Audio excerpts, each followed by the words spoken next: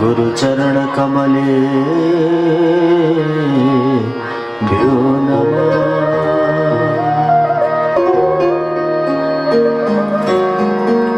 अस्मद्गुरु आचार्याय नमः। मातृपितृचरण कमले भ्यो नमः।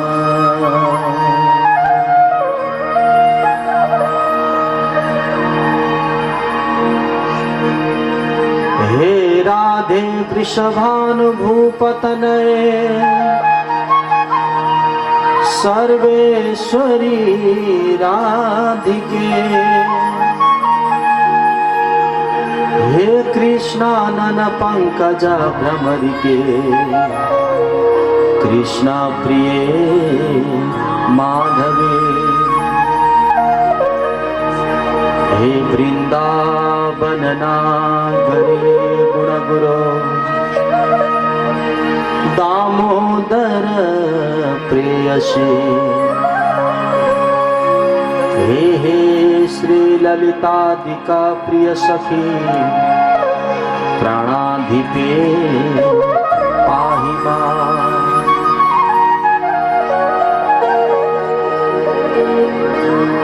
शुक्लां ब्रह्म विचार सार परमा माद्यां जगद व्यापिनी। वीणा पुस्तक धारिणी मभयदा जाड्यान्धकारापहा। हस्ते स्फाटिकमालिकां विदधतीं पद्मासने संस्थितां। वन्दे तां परमेश्वरीं भगवतीं बुद्धिप्रदां शारदाम्।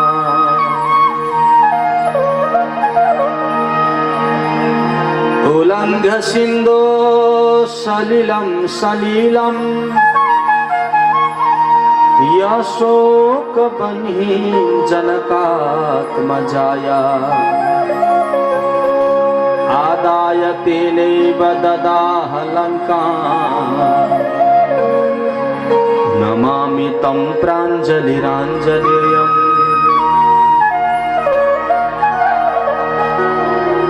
गुरुर्ब्रह्मा गुरुर्विष्णु गुरुर्देवो महेश्वरः। गुरुर्साक्षात् परब्रह्म तस्मै श्री गुरवे नमः। तस्मै श्री गुरवे नमः।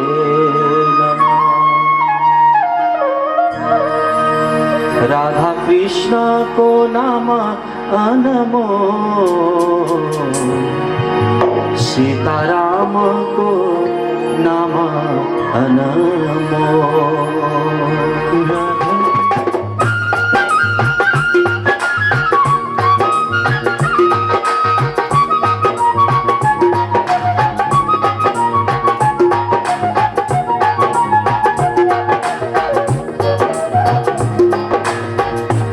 राधा कृष्ण को नाम अनमोल, सीताराम को नाम अनमोल। राधा कृष्ण को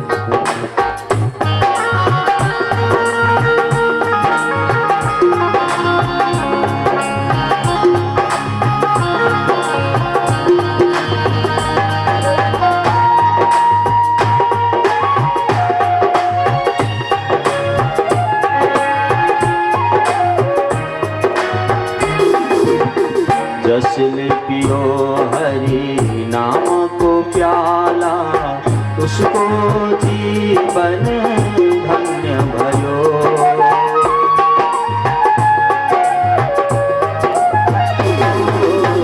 जस ले पियो हरि नाम को प्याला, उसको जीवन धन्य भयो।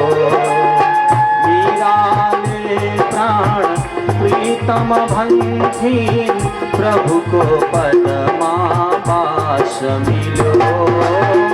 मीरा ले प्राण प्रीतम भंथी, प्रभु को पद्मावास मिलो।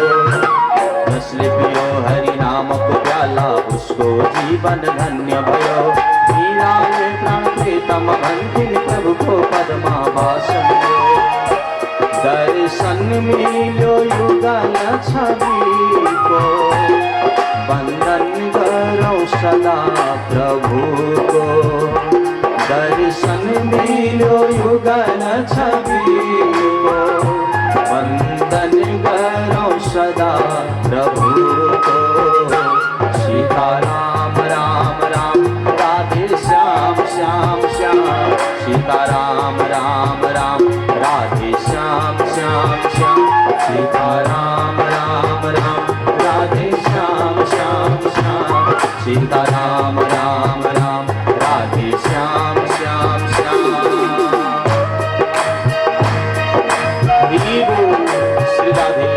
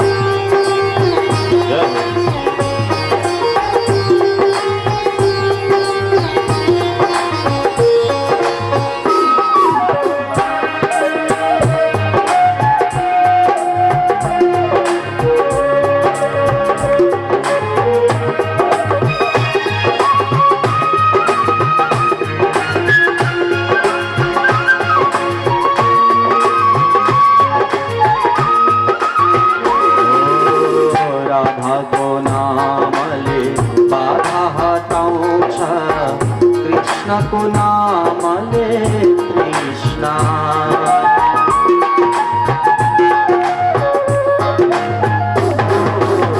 राधा को नाम ले बाधा हटाऊं, कृष्ण को नाम ले कृष्णा।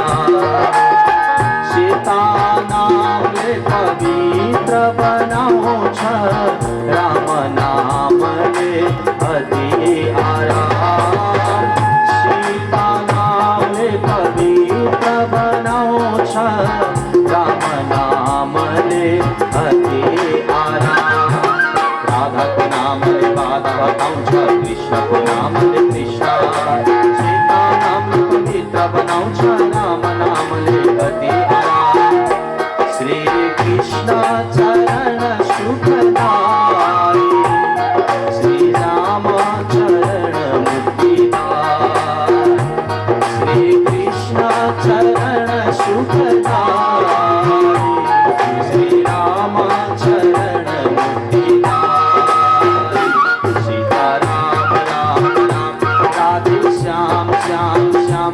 सीता राम राम राम, राधे श्याम श्याम श्याम।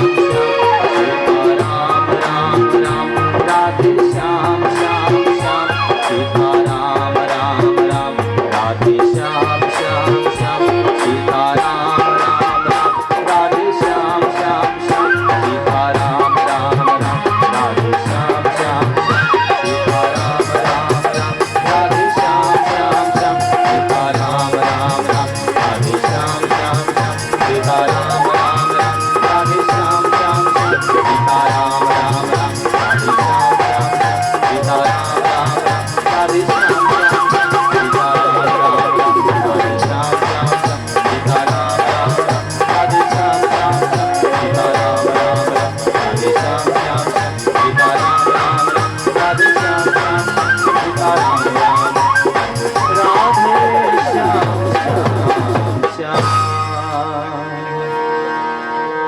स्तुतिर्महद्भिर्य इमा पुरो विभु निर्मायस्येते यदमोऽसु पुरुषा भुङ्क्ते गुणान् षोडश षोडशात्मका सोलङ्कृशिष्ट भगवान् वचांसि। परमानंदमय परात्पर अखिलेश्वर आनंद कंद ब्रजचंद श्री दिकुल भूषण ब्रजराज तड़ित विद्युत विनंदित सर्वाधार सर्वनियंता भक्तवांशा कल्पतरु श्री युगल सरकार को चरणारविंदमा नमन गर्दै परम पूज्य श्री गुरु महाराज को चरणारविंदमा नमन गर्दै श्रीमद् भागवत महापुराण को यो दिव्य परिसरमा भागवत का कथामृत श्रवण गर्न पाल्नु भएका सम्पूर्ण भक्तजनहरू हजुरहरू सबैमा शतश साधुवाद अर्पण गर्दै अनंत कोटि ब्रह्मांड का नायक उन्हीं भगवान श्री कृष्ण को यो साक्षात प्रत्यक्ष वाङ्मयी प्रतिमूर्ति श्रीमद् भागवत महापुराण अंतर्गत परमादरणीय ग्राम निवासी भक्तजनहरू आज हामी यो परम पावन यो पवित्र पुण्य भूमि सर्लाही जिला को ईश्वरपुर नगरपालिका स्थित ये पवित्र ग्राम सागरनाथ भगवान भोलेनाथ को यो सन्निकट थपलिया परिवार द्वारा आयोजित भारद्वाज गोत्र का संपूर्ण दिवंगत पितृहरु को उद्धारार्थ आयोजना भइरहेको भागवत महापुराण को आज हामी प्रथम दिवसीय सायंकालीन कथामा उपस्थिति भएका छौं। पूर्व प्रसंगमा मैले हजुरलाई श्रीमद् भागवत महापुराण को प्रारंभमा सत्य स्वरूप भगवान को प्रतिपादन गरे। भगवान सत वस्तुलाई भनिन्छ, जो सत्य हो त्यही हो भगवान। ब्रह्मेति परमात्मेति भगवानिति शब्दति। ब्रह्म नै सत्य हो, सत्य नै ब्रह्म हो। ब्रह्मैव सत्यम सत्यैव ब्रह्म, सत्य नै ब्रह्म हो। ब्रह्म भने पनि भगवान भने पनि परमात्मा भने पनि सबैले अलग अलग ढंगले व्याख्या गर्नुहुन्छ। अद्वैतवादीहरू एकम ब्रह्म द्वितीय नास्ति भन्नुहुन्छ, एउटा ब्रह्म स्वरूपको चिन्तन गर्नुहुन्छ। वैष्णवहरू भगवान भनेर सम्बोधन गर्छन्, मीमांसकहरू परमात्मा भनेर सम्बोधन गर्नुहुन्छ, योगीहरू महापुरुष भन्छन्। सबैले अलग अलग ढंगले संबोधन गरे पनि वस्तुतः त्यो ब्रह्म, त्यो भगवान, त्यो परमात्मा सत्य हो भनेर सत्य स्वरूप भगवान को प्रतिपादन वेदव्यासजीले जो गर्नुभयो सो मैले हजुरलाई श्रवण गराए। भगवता इदम भागवतम, भगवान नै भागवत हो। भागवत कुनै किताब होइन, भागवत कुनै पुस्तक होइन। भगवान का दुईटा स्वरूप हुन्छन्। एउटा भगवान को अर्चा स्वरूप अर्चा विग्रह हुन्छ, एउटा भगवान ग्रंथ विग्रह को रूप में आउनुहुन्छ। एउटा भगवान मंदिर भित्र मूर्ति को रूप में अवस्थित भएर बस्नुहुन्छ र त्यही भगवान आज शब्द रूप में पनि प्रकट हुनुभएको छ। त्यही शब्द स्वरूप भगवान नै भागवत हो। भागवत को विशेष चर्चा गरे मैले, भागवत को परिचय दिए, भागवत को परिभाषा श्रवण गराए। वेदरूपी कल्प वृक्षमा, वेदरूपी एउटा अचम्मको रुखमा यस्ता यस्ता फलहरू फलिरहेका छन्। लटरम्म फलेका फल मध्येमा श्रीमद् भागवत रूपी फल पनि झुन्डिरहेको छ। यस्तो अचम्मको यो फल, यो भागवत, जसमा बोक्रा पनि छैन, बिया पनि छैन। फलमा कि त बोक्रा हुन्छ कि त बिया हुन्छ। बिया भने पनि अथवा बोक्रा भने पनि त्यो फलको त्याग्ने वस्तु। यसको मतलब के हो भने फलमा त्याग्ने वस्तु हुँदो रहेछ, तर त्यही फलबाट बनेको रसमा त्याग्ने वस्तु हुँदैन। श्रीमद् भागवत एउटा अचम्मको फल हो। कहाँ फलेको फल हो भन्दा वेदरूपी कल्प वृक्षमा फलेको फल, वेदमा फलेको फल। त्यो फलमा न बोक्रा छ न बिया छ। रसमालयम, रसै रसले भरिएको त्यो फल, जताबाट जसरी जुन ढंगले चुसे पनि रस मात्रै आइरहन्छ। त्यस्तो त्यो फल, यस्तो अचम्मको फल, रस भन्दा दोस्रो केही छैन। तर हेर्दा फल जस्तो देखिने त्यो फल, वेदरूपी कल्प वृक्षमा झुन्डिरहेको त्यो फल, पयलपुर भएर पाकेको त्यो फललाई सुखदेव रूपी सुगाले जुठो हाल्नु भएको छ। हजुरलाई थाहा छ जुन वृक्षमा जुन फलको वृक्षमा एउटा कुनै फललाई यदि चराले जुठो हाल्यो भने सम्झिनु त्यो ज्यादै मिठो फल हो। चराको जुठो खानु भएको छ कि छैन, नभए खानु होला एकचोटि।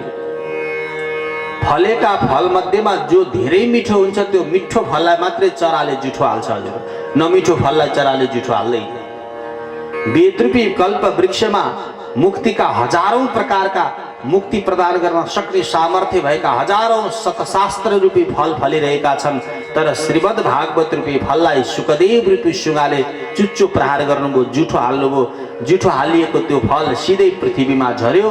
त्यतिखेर राजा परीक्षितले त्यो फल झर्दै गरेको देखे, दौडेर गएर राजा परीक्षित खान खोज्दै थिए। सुखदेवजीले भन्नुभयो, अरे राजन, यो फल त रुखबाट मैले झारेको हो, त्यसकारणले यो फलको अधिकार मेरो हो, म खान्छु, म पिउँछु। राजाले भने ठिकै छ, फलको अधिकार वास्तवमा चराचुरुङ्गीलाई नै हो, फल फलेकै चराचुरुङ्गीको लागि हो, त म मान्दछु। यो फल जबसम्म वृक्षमा थियो तबसम्म मैले केही गरिनँ, अब यो फलले भुइँ छोएको छ, पृथ्वीलाई छोएको छ। राजालाई संस्कृतमा भूपति भनिन्छ। भू भनेको पृथ्वी, पति भनेको मालिक, जो पृथ्वीको मालिक हो त्यो राजा हो। त्यही भएर यो फलले भुइँलाई छोएको हुनाले अबदेखि यो फलको अधिकार ममा पनि छ, तसर्थ यो फल म पनि खान्छु महाराज, म पनि पिउँछु यो फल। सुखदेव रूपी सुगाले भन्नुभयो, राजन, तिम्रो अधिकार छ, मेरो मिहिनेत छ। मलाई पनि यो फल खानु छ, तिमीलाई पनि यो फल खानु छ। अब हामीले एक आपसमा झगडा गरेर केही फाइदा छैन, यसलाई आधा आधा गरेर खाऊ। अब यो रसै रसले भरिएको फल आधा पनि हुँदैन। त्यही भएर राजन, म यो फललाई मुखले पिउँछु, तिमी यो फललाई कानले पान गर। म मुखले पिउँछु, तिमी कानले पान गर। राजाले भने, मुखले पिउनेवाला त अगाइहाल्नुहुन्छ गुरुदेव। अरे हे पक्षीराज, तर कानले पिउनेवाला कसरी अगाउँछ र? मुखले पिउँदा तृप्ति हुन सकिन्छ, कानले पिउँदा तृप्ति हुँदैन। सुखदेवजीले भन्नुभयो, राजन, यो अचम्मको फल हो, मुखले पिउँदा जति आनन्द आउँछ त्यसको डबल आनन्द कानले पिउँदा आउँछ। त्यही भएर म मुखले पिउँछु, यसको डबल आनन्द म तिमीलाई दिन्छु। सुखदेवजीले मुखले पिउनुभयो, परीक्षितले कानले पिउनुभयो। मुखले पिउनुको मतलब वाचन गर्नुभयो, कानले पिउनुको मतलब श्रवण गर्नुभयो। त्यसैले भागवतको प्रथम वक्ता सुखदेव हो, भागवतको प्रथम श्रोता परीक्षित हो। सुखदेव र परीक्षितको संवाद नै श्रीमद् भागवत महापुराण। मुखले वाचन गर्दा जति आनन्द आउँछ त्यो भन्दा अधिक आनन्द कानले पान गर्दा आउँछ। भागवत भन्न भन्दा भागवत सुन्न आनन्द आउँछ हैन। सुन्दाखेरि कति आनन्द छ हजुरलाई। न बल लाउनु पर्छ, न बुद्धि लाउनु पर्छ। चटक्क पद्मासनमा बस्यो, आँखा बन्द गर्यो, गुरुको मुखारविन्दबाट निक्लेका ती अमृतमय बाणीलाई कर्णरन्ध्रबाट श्रवण गर्यो र त्यसको भावार्थ, त्यसको सारांश श्रवण गर्दै जीवनलाई सदुपयोग गर्न सक्यो, जीवनलाई अनुकरण गर्न सक्यो भने जीवन फलीभूत हुन्छ। वाचन गर्नेवालालाई त अलिक कष्टै हुन्छ। हेर्नुहोस्, बेसरी बोल्नु पर्यो, जथाभावी बोलेर भएन, सोचेर सम्झेर शास्त्रका कुराहरू, प्रमाणित कुराहरू बोल्नु पर्यो, अध्ययन गर्नु पर्यो, गुरुमुखी हुनु पर्यो। त्यसैले राजन, तिमी कानले पान गर। सुखदेवजीद्वारा वर्णित श्रीमद् भागवत रूपी त्यो फल जब राजा परीक्षितले 7 दिनसम्म श्रवण गर्नुभयो, त्यही फलको प्रभावले राजा परीक्षितले उत्तम गति प्राप्ति गर्नुभयो। यसको मतलब यो हो। त्यसैले वेदव्यासजी भन्नुहुन्छ, हे संसारका मनुष्य हो, पिबत भागवतम रसमालयम मुहुरहो रसिका भुवि भावुका।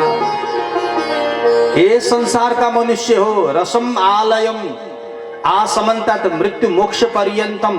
बाचुन्जेल को कुरा नगर, मरेपछि पनि यदि कसैले भागवत तिमीलाई सुनाउँदैछ भने तब पनि तिमी प्रेमले श्रवण गर। एकपल्ट दुईपल्ट होइन, मुहु मुहु भनेको बारम्बार बारम्बार श्रवण गर। तर भागवत श्रवण गर्दा रसिक बनेर श्रवण गर, भावुक बनेर श्रवण गर। प्यासा बनेर पानीको नजिकमा जाऊ, त्यो पानी अमृत तुल्य हुन्छ। प्यासा रहित भएर यदि तिमी पानीको सान्निध्यमा गयो भने अमृत के शरबत पनि तिमीलाई अप्रिय हुन्छ। त्यसैले पानी पिउनु भन्दा अगाडि प्यासा बन्नुपर्छ, भागवत सुन्नुभन्दा अगाडि रसिक बन्नुपर्छ, भावुक बन्नुपर्छ, श्रद्धायुक्त बन्नुपर्छ, अनि भागवतको वास्तविक फल प्राप्ति गर्छ। भागवत एक यस्तो अचम्मको फल जो वेदरूपी कल्प वृक्षबाट प्रकट भएको हो। कल्पितम राति ददाति कल्पतरु, मनमा कल्पना गरेकै भरमा, हृदयमा स्मरण गरेकै भरमा अकल्पनीय फल जसले प्रदान गर्न सक्छ त्यस्तो वृक्षलाई भनिन्छ कल्प वृक्ष। भागवत एक प्रकारको कल्प वृक्ष हो। मनमा संकल्प गर्नुहोस्, भागवतले अहेतुकी फल प्रदान गर्न सक्छ। र यो भागवत भगवानको प्रतिविग्रह हो, भगवानकै स्वरूप हो। भगवान नै यो भागवत बनेर प्रकट हुनुभयो। त्यसैले मन्दिर भित्रको भगवानलाई पूजा गरेपछि प्रसन्न हुनुहुन्छ, भागवत रूपी भगवानलाई श्रवण गरेपछि प्रसन्न हुनुहुन्छ। त्यसैले भागवतको पूजा नै श्रवण हो, यसलाई प्रेम भावले श्रवण गर्नुपर्छ भनेर वेदव्यासजीले बडा सुन्दर भागवतको महत्त्वता गायन गर्दै मङ्गलाचरण गर्नुभएको थियो। आनन्द कंद भगवानको जय जय जय श्री राधे श्याम। नैमिषे निमिषा क्षेत्रे ऋषया शौनकादय सत्रम स्वर्गाय लोकाय सहस्र सममासत। एकपल्टको कुरा, नैमिषारण्य नाम गरेको क्षेत्रमा, नैमिषारण्य क्षेत्रलाई अनिमिष क्षेत्र पनि भनिन्छ। एक यस्तो पवित्र क्षेत्र हो त्यो जो भगवानको प्रिय भूमि पनि भनिन्छ। तीर्थ वर नैमिष विख्याता। यो संसारमा 3.5 करोड तीर्थहरू छन्। 3.5 करोड तीर्थहरू छन्। ती तीर्थहरू मध्येको सर्वश्रेष्ठ तीर्थको रूपमा लिइन्छ नैमिषारण्य क्षेत्रलाई, जो अहिले पनि हजुरलाई थाहै छ। अहिले पनि हाम्रै भारतवर्षमा, भारत देशको सीतापुर भन्ने एउटा जिल्ला छ उत्तर प्रदेशमा, त्यहाँ नैमिषारण्य भन्ने ठाउँ छ। गोमती नदीको किनारमा अवस्थित त्यो पुण्य भूमि जसलाई हामी वैष्णव क्षेत्र पनि भन्छौँ। वैष्णव क्षेत्र विष्णु पुराणमा एउटा सुन्दर वर्णन आउँछ, एउटा कथा आउँछ हजुर विष्णु पुराणमा। एकपल्ट शौनकादि नाम गरेका 88,000 ऋषिहरूले ठुलो तपस्या गर्नुभएछ। ठुलो तपस्या। त्यो तपस्यामा संसारमा रहेका ती असुर बुद्धिहरू भएका ती आसुरी प्रवृत्तिका जीवहरूले अर्थात् राक्षसहरूले, दुष्टात्माहरूले ती ऋषिहरूको तपस्यालाई भङ्ग गरेछ, कष्ट दिए, साधनामा विघ्न गरे, अनेक प्रकारका कष्ट प्रदान गरे। परिणाममा ती शौनक आदि नाम गरेका 88,000 ऋषिहरू बडा दुखी हुनुभयो। साधनामा पनि शान्ति छैन, साधना गर्न पनि पाइँदैन यो संसारमा। कस्तो अचम्मको समय आयो। बडा प्रताडित हुँदै, बडा दुखी हुँदै, कष्टपूर्वक हृदय कराउँदै वैकुण्ठमा जानुभयो। वैकुण्ठमा भगवान नारायणलाई गएर प्रार्थना गर्नुभयो, प्रभु हजुरको चरण चिन्तन गर्न हामी पृथ्वीमा जहाँ जान्छौँ त्यहाँ हामीलाई अनेक प्रकारका विघ्न बाधा हुन्छ। ती आसुरी प्रवृत्तिका ती जीवहरूले, ती दैत्यहरूले हामीलाई कष्ट दिइरहेका छन्। त्यसैले हे नाथ, एउटा कुनै पुण्य स्थान दिइबक्स्योस्, कुनै एउटा पुण्य भूमि दिइबक्स्योस्, त्यहाँ गएर आनन्दपूर्वक हामी यज्ञ यज्ञादि गर्न सकौँ, हजुरको चिन्तन गर्न सकौँ। भगवान नारायणलाई पनि दया लाग्यो। भगवानको एउटा स्वभाव कस्तो हुन्छ भने, जो भगवानको शरणमा जान्छ भगवान उसलाई तुरुन्तै अभयदान प्रदान गर्नुहुन्छ। यो भगवानको विशेषता हो। वाल्मीकि रामायणमा त्यही भएर राम भन्नुहुन्छ, जो आर्तो वा यदि वा दृप्तम परेशाम शरणम गत अभयम सर्वभूतेभ्यो ददामि तद व्रतम मम। जसले आर्त स्वरले मेरो शरणमा आउँछ म त्यसलाई अभयदान प्रदान गर्छु। भगवानले भन्नुभयो, हे ऋषिवर तपाईहरु चिन्ता नगर्नुहोस्, मेरो शरणमा आउनु भएको हुनाले म तपाईहरुलाई एउटा सुन्दर भूमि प्रदान गर्छु भनेर भगवानले आफ्नो सुदर्शन चक्रबाट मनले अर्को चक्र प्रादुर्भाव गर्नुभयो। अर्को उपचक्र, सुदर्शन भगवानको आयुध भनेको सुदर्शन चक्र हो। सुदर्शन चक्रबाट आफ्नो मनले अर्को चक्र प्रादुर्भाव गर्नुभयो, जसलाई संस्कृतमा निमि भनिन्छ। त्यो त्यो निमीलाई छोडिदिनु भयो र भन्नुभयो यो निमी मैले छोडिदिएँ, अब यसको पछि पछि जानुस्, यो निमी जहाँ गएर रहन्छ त्यही त्यो पुण्य भूमि मेरो पनि भूमि हुनेछ, त्यहाँ गएर तपस्या गर्नुहोस्। अघि अघि निमी पछि पछि ती ऋषिहरू जाँदा जाँदा त्यो निमी यो पृथ्वीमा आयो र पृथ्वीमा एउटा घनघोर डरलाग्दो जङ्गलभित्र गएर त्यो निमी प्रवेश गर्यो। जङ्गलभित्र गएपछि त्यो निमी त्यहाँबाट हरायो, अर्थात् त्यो निमी त्यही अन्तर्ध्यान भयो। निमी एव नैमिषम तत् अरण्यमिति नैमिषारण्यम, निमी गएर बसेको हुनाले त्यो ठाउँलाई नैमिष भनिन्छ। र त्यो नैमिष त्यो अरण्य, संस्कृतमा अरण्य भनिन्छ, हामी जङ्गल भन्छौँ। त्यो जङ्गलमा गएर त्यो निमी हराएको हुनाले त्यो भूमिलाई, त्यो जङ्गलको भूमिलाई नैमिषारण्य भनिन्छ। त्यो बेलादेखि त्यो भूमि नैमिषारण्यको रूपमा प्रसिद्ध भयो। एतन् मनोमयम सृष्टम मया चक्रम विसृज्यते, मेरो मनबाट प्रकट भएको चक्रले बनाएको त्यो भूमि आजदेखि मेरो पनि पुण्य भूमि हो। आजदेखि त्यसलाई वैष्णव क्षेत्र भनिन्छ भगवानले घोषणा गर्नुभयो। त्यो निमीको प्रभावले, चक्रको प्रभावले एउटा कुण्डको प्रादुर्भाव भयो। हजुरहरूले नैमिषारण्य जानुभयो भने थाहा पाउनुहोला, चक्र तीर्थ पनि भन्छन् त्यसलाई। चक्राकारमा एउटा कुण्ड उत्पत्ति भएको छ। त्यही चक्रबाट प्रकट भएको त्यो कुण्ड जहाँ स्नान गरेर नैमिषारण्यका ती जति पनि ऋषिहरू हुनुहुन्थ्यो त्यही तपस्या गर्न थाल्नुभयो। एक दिन दुई दिनको लागि होइन, उहाँहरूले भागवतमा वर्णन आउँछ, सहस्त्र सममासत 1000 वर्षसम्म रहेर त्यहाँ ठुलो यज्ञ गर्ने संकल्प गर्नुभयो। 1000 वर्षको यज्ञ। अहिले हजुर हामीले 7 दिनको यज्ञ लगाएका छौँ। यो भागवत पनि यज्ञ हो, महायज्ञ हो होइन। यो यज्ञ कति दिनको?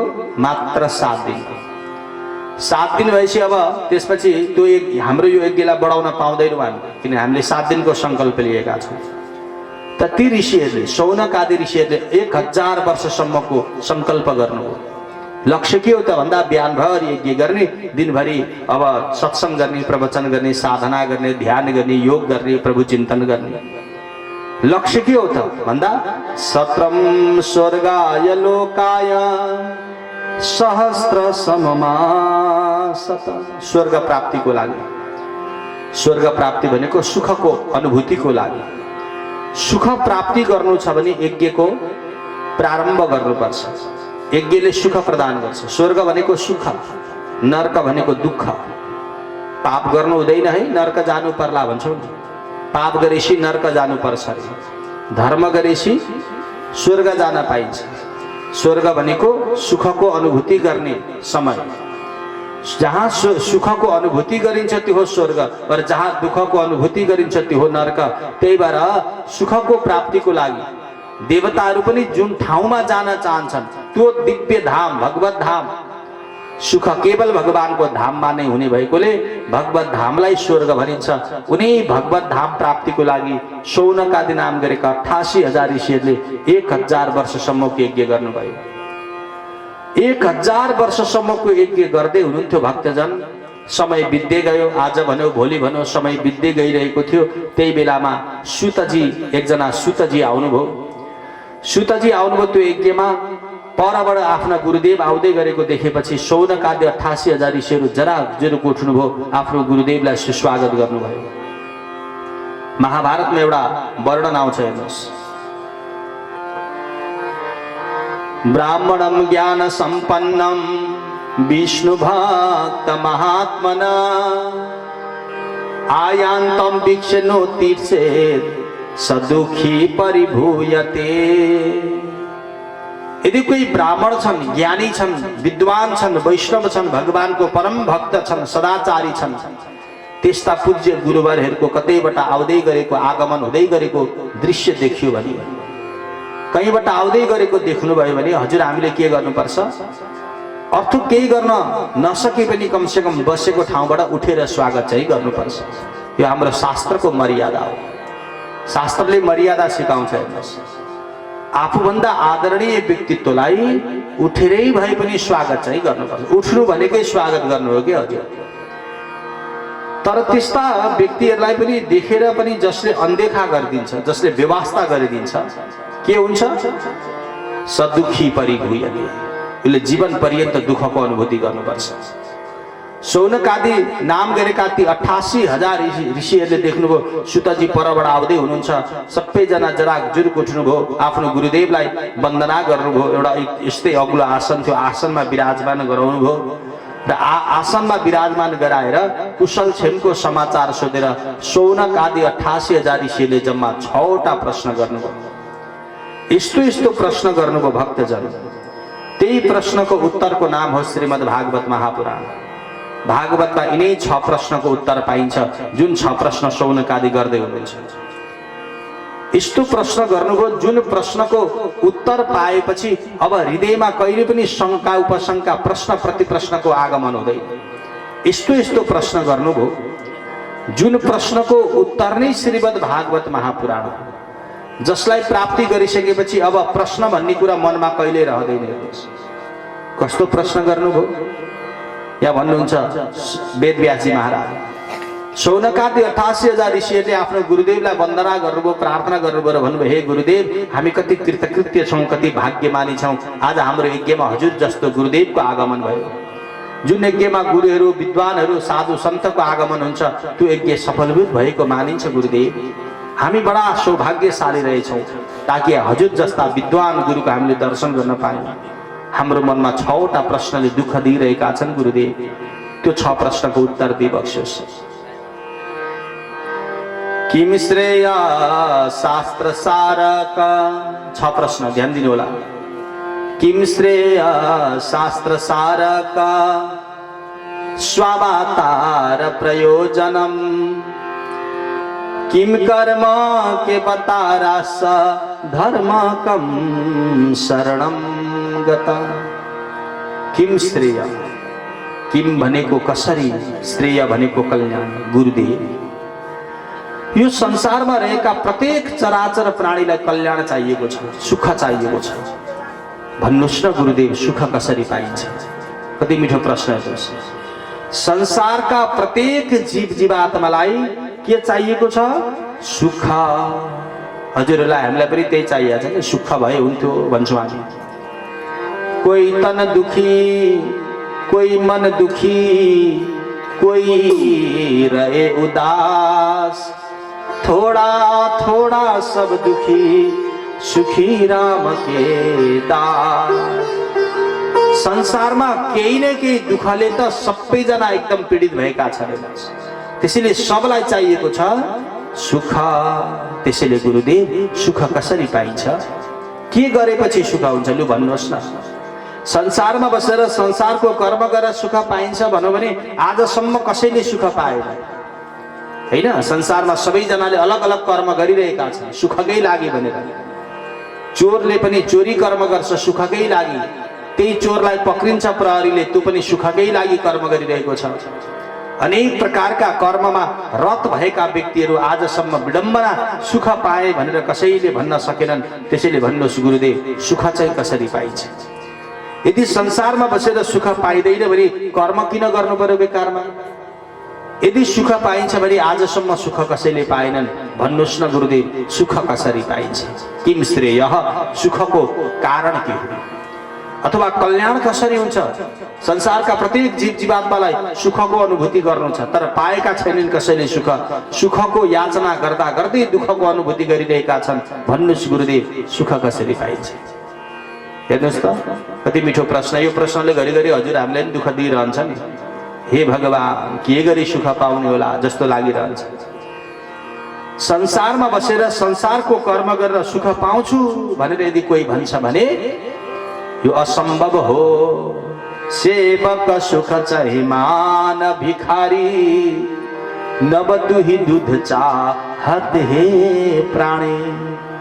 संसारमा रहेर संसारको कर्म गरेर सुख पाउँछु यदि कसैले भन्छ भने आकाशमा गएर दुध दुहेर ल्याएर खिर पकाएर खानु जस्तो असम्भव हुनै सक्दैन। एस बन्ध्या सुतो याति, बरु बन्ध्या नारीको पुत्र होला। बन्ध्या नारीले बरु छोराछोरी जन्माउन सक्लिन्। आकाशमा बरु फूल फुल्ला। आकाशमा फूल फुल्छ त? फुल्दैन, तर बरु फुल्ला। बालुवालाई पेलेर बरु तेल निकाल्न सकिएला। हेर्नु, असम्भव कुरा बरु सकिएला। अनि खरायोको सिङ बरु प्रकट होला। खरायोको सिङ कहिले हुन्छ त? हुँदैन नि, तर बरु हुन सक्ला। अनि कछुईको बरु दूध आउला। कछुवा एक यस्तो प्राणी हो जसको दूध प्रकट हुँदैन, तर बरु त्यो कछुईको दूध आउन सक्ला। तर संसारमा बसेर संसारको कर्म गरेर सुख प्राप्ति हुन सक्दैन। तर पनि गुरुदेव सुख सबैलाई चाहिएको छ, कल्याण सबैले चाहेका छन्। भन्नुस् न गुरुदेव सुख कसरी पाइन्छ? कति मिठो प्रश्न हेर्नुहोस्। झुपडी किनारी रुन्छे तरकारीलाई नुन छैन, महल के नारी भन्छे सोच जति सुन छैन। कसैलाई नुन छैन, कसैलाई सुन छैन, दुवैलाई निको पार्ने औषधिमा गुण छैन। एक पक्ष त सुखी हुनु नि, दुई पक्ष दुखी छन्। झुपडी किनारी रुन्छे ओत लाग्ने छाना छैन, महल के नारी रुन्छे सुन्ने नयाँ गाना छैन। कसैलाई छाना छैन, कसैलाई गाना छैन, दुवैलाई मन पर्ने किताबको पाना छैन। न धनले सुखी भए न मनले सुखी भए संसारमा हर कोही दुःखको अनुभूति गरिरहेका छन्। त्यसैले गुरुदेव के यो संसारमा सुखको कारण छैन त? के सुख पाइँदैन त? पाइन्छ भने कसरी पाइन्छ? कति मिठो प्रश्न हेर्नुहोस्। पहिलो प्रश्न गर्नुभयो सौनकादिले ऋषिलाई, आफ्नो गुरुदेवलाई। दोस्रो प्रश्न गर्नुभयो शास्त्र सार। सम्पूर्ण शास्त्रको सार के हो गुरुदेव?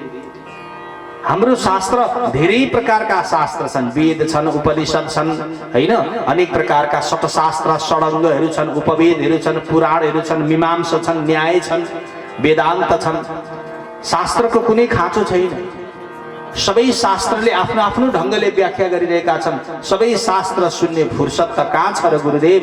तर हजुर त सर्वज्ञ हुनुहुन्छ, हजुरलाई त सबै कुराको अवगत छ। त्यसैले भन्नुस् न गुरुदेव सम्पूर्ण शास्त्रको निचोड के हो? सम्पूर्ण शास्त्रको सार तत्व के हो? त्यो बताइदिनुहोस्। दोस्रो प्रश्न। तेस्रो प्रश्न स्वावतार प्रयोजनम। गुरुदेव भगवानले बेला बेलामा अवतार लिनुहुन्छ अरे, के यो कुरा सत्य हो? कहिले राम बनेर आउनुहुन्छ, कहिले कृष्ण बनेर, कहिले नरसिंह, कहिले बुद्ध, कहिले कल्की, कहिले हंस। भगवानका अनेकौं अनेक अवतारहरू छन्। युग युगमा, मनमन्तरमा, कल्प कल्पमा भगवान यो जगतमा मनुष्यको रूप धारण गरेर आउनुहुन्छ अरे। कहिले ससाना किरा फटेङ्ग्रा बनेर आउनुहुन्छ, कहिले ब्राह्मण वर्ण, कहिले क्षत्रिय, कहिले वैश्य, शूद्र, अलग अलग वर्णमा भगवान अवतरित हुनुहुन्छ अरे। के यो कुरा सत्य हो? यदि हो भने किन अवतार लिए? के काम छ अवतार लिनु? अवतार लिनु भनेको जन्म लिनु, जन्मेपछि मर्नुपर्छ।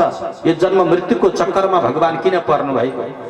भगवानलाई जे कर्म गर्नु छ जहाँ हुनुहुन्छ त्यही बसेर गरे त भइहाल्यो नि। भगवानले त भाइ सोचेको भरमा जगतको सृष्टि स्थिति प्रलय हुन्छ। उनले त मात्रै संकल्प मात्रै गरून्, बस यो जगत उथल पुथल हुन्छ। यस्तो हो आफैले सृष्टि गरेको जगतमा आफै अलग अलग रूपले अवतार धारण गर्नुपर्ने कारण के हो? किन आउनु भएको भगवान? हजुरले पनि पुराणमा सुन्नु भएको छ। कहिले राम बनेर आउनु भरे त्रेतायुगमा, द्वापरमा कृष्ण बनेर आउनु भरे भगवान, हैन? सत्ययुगमा कहिले नरसिंह, कहिले हयग्रीव, कहिले मत्स्य, कहिले कछुवा, कहिले के। भगवानका विभिन्न अवतार छन्। 24 अवतार, 22 अवतार, 10 अवतारको विभिन्न कथा प्रसङ्गहरू आउँछन्। आखिर भगवानले साँच्चै अवतार लिनुहुन्छ भने किन लिनुहुन्छ? के काम छ अवतार लिनु? संसारमा सबैभन्दा दुःखको क्षण भनेकै जन्मनु हो। संसारमा सबैभन्दा दुःखको क्षण भनेकै मर्नु हो। जन्मने र मर्ने चक्करमा भगवान किन पर्नु भएको? यो पनि मलाई एकदम मनमा कौतूहल लागिरहेको छ। गुरुदेव हजुर त सर्वज्ञ हुनुहुन्छ, बताइबक्सियोस् न भगवानले अवतार लिनुपर्ने कारण के? तेस्रो प्रश्न। चौथो प्रश्न किम कर्म? किम कर्म? जीवात्माले गर्नुपर्ने परम कर्तव्य के हो? त्यो बताइदिबक्सियोस्। अर्थात् हामी जीवात्मा, हामी मनुष्यले गर्नुपर्ने परम धर्म के हो? मान्छे यो संसारमा किन जन्मियो? के काम छ मान्छे? जन्मियो केवल मर्नलाई। हजुरलाई थाहै छ, बुलबुल है तू पानी का, मान न कर जवानी का, अरे नेक कमाई कर ले भाई, पता नहीं जिंदगानी का। पानी को फोका जस्तो यो मनुष्यको शरीर कतिखेर फुट्छ थाहा छैन। आखिरी यो संसारमा मनुष्य किन जन्मेको, हामी यो जीवात्मा यो संसारमा किन आएको होला बेकारमा? के काम छ हाम्रो? हेर्नुहोस्, यो मनुष्यले गर्नुपर्ने कर्तव्य के हो त्यो बताइदिनुहोस्। कति राम्रो प्रश्न। जीवात्माको परम धर्म के हो? जीवले गर्नुपर्ने परम धर्म परम कर्तव्य के हो त्यो बताइदिनुहोस्। चौथो प्रश्न। पाँचौं प्रश्न, के बतारास? भगवानले यदि साँच्चै अवतार लिनुहुन्छ भने जम्मा कतिवटा अवतार लिनुहुन्छ भगवान? यो धरतीमा यो संसारमा जम्मा भगवान कतिपल्ट आउनु भएको छ र के बनेर आउनु भएको छ त्यो पनि बताइदिनुहोस्। अनि छैठौं प्रश्न, धर्म कम शरणम गत? धर्म कसको शरणमा गएर बसेको छ? यो संसारमा भगवान हुन्जेल धर्म भगवानको चरणमा हुन्छ, तर भगवान नभएको बेलामा धर्म कहाँ गएर बस्छ, कहाँ लुकेर बस्छ? धर्मको ठेगाना कहाँ हो गुरुदेव? हजुरले बताइदिबक्स्योस् न। यसो गर्नाले धर्म हुन्छ भनिदिबक्स्योस् न। त्यति भएपछि हामी त्यो कर्म गर्न तयारी हुन्छौँ नि। धर्म भनेको के हो? कहाँ छ धर्म? कस्तो खाले कर्मलाई धर्म भनिन्छ? धर्मको निश्चित ठेगाना कहाँ हो गुरुदेव? त्यो बताइदिबक्स्योस्। यो छवटा प्रश्नले हाम्रो मनमा अत्यन्त अन्तर्द्वन्द मचाइरहेको छ, अत्यन्त दुःख दिइरहेको छ। यो 6 प्रश्नको उत्तर दिबक्स्योस् भनेर जब प्रश्न गर्नुभयो भक्तजन, यही प्रश्नको उत्तर अब सुतजीले 7 दिन लगाएर दिनुभयो, जसलाई हामी श्रीमद् भागवत महापुराण भन्छौँ। भागवतको आदिदेखि अन्तसम्म दिव्य कथा प्रसङ्ग श्रवण गरेपछि यी 6 प्रश्नको उत्तर प्राप्ति हुन्छ। यो 6 प्रश्नको उत्तर पाउनु भनेकै अब मनमा कुनै पनि शङ्का नरहनु हो। मनमा शङ्का, प्रश्न प्रतिप्रश्न, शङ्का उपशङ्का नरहनु भनेकै हृदयका ग्रन्थीहरू भेदन हुनु हो, हृदयको गाँठो नष्ट हुनु हो। गाँठो नष्ट भएपछि भगवत साक्षात्कार हुन्छ। त्यही भएर भागवतले भगवत साक्षात्कार पनि गराउँछ। त यो दिव्य 6 प्रश्नको उत्तर अब सुतजीले जे दिँदै हुनुहुन्छ भक्तजन, सो म हजुरलाई श्रवण गराउँदैछु। आफ्नो गुरुदेवलाई वन्दना गर्नुभयो, वेदव्यासलाई प्रणाम गर्नुभयो, नारायणलाई प्रणाम गर्नुभयो सुतजीले। त्यसपछि गएर वाणीकी अधिष्ठात्री देवी सरस्वतीलाई नमन गर्दै जय जयकारको उच्चारण गर्दै सुतजीले मुसुक्क मुस्कुराउँदै आफ्ना ती शिष्यहरूलाई, शौनकादि 88,000 ऋषिहरूलाई दिव्य उत्तर दिन लाग्नुभयो। हे शौनकादि ऋषि हो, तपाईहरुले बडा मिठो प्रश्न गर्नुभयो, त्यो प्रश्नको उत्तर अब म दिन्छु, ध्यान दिएर सुन्नुहोस्। सबै पुंसाम परो धर्मो यतो भक्ति रधोक्षजे अहेतु क्या प्रतिहता ययात्मा संप्रसेदति।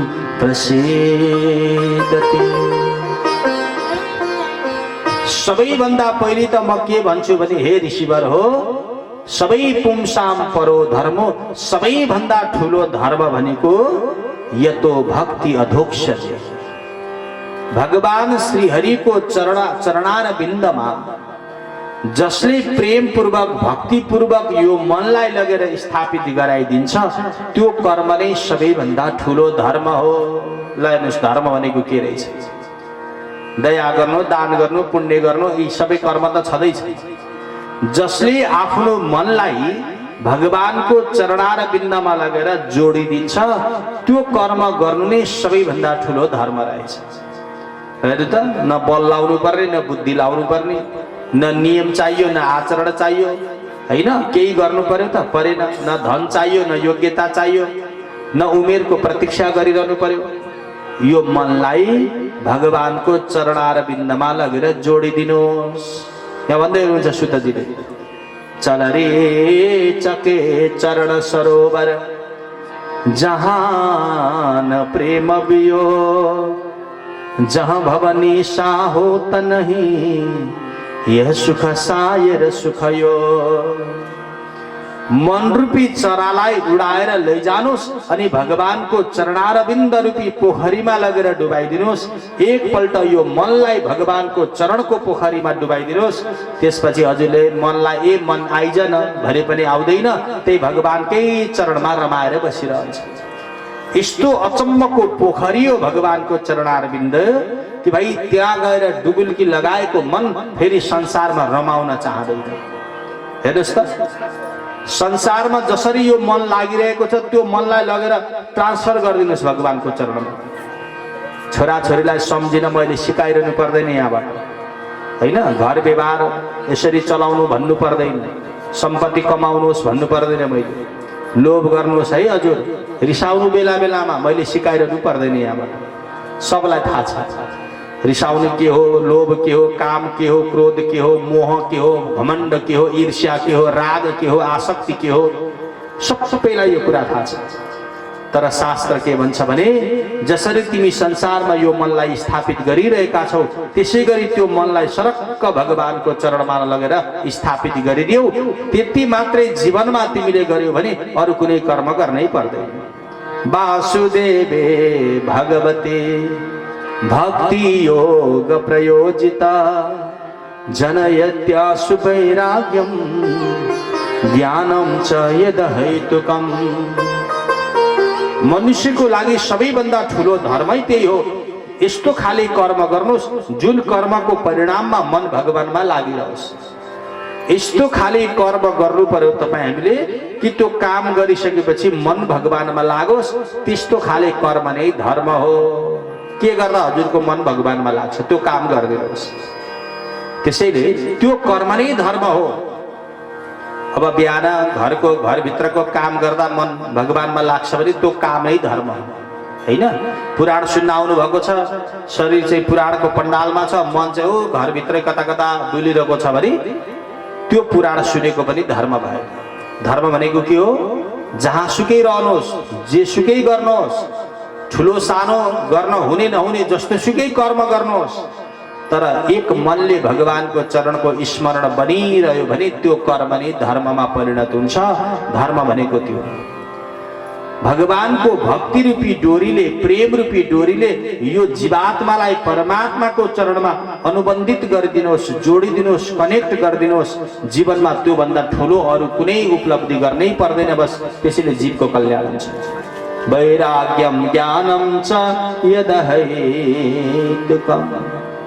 मनले अनवरत रूपमा भगवत स्मरण बनिरह्यो भने हृदयमा ज्ञान प्राप्ति हुन्छ।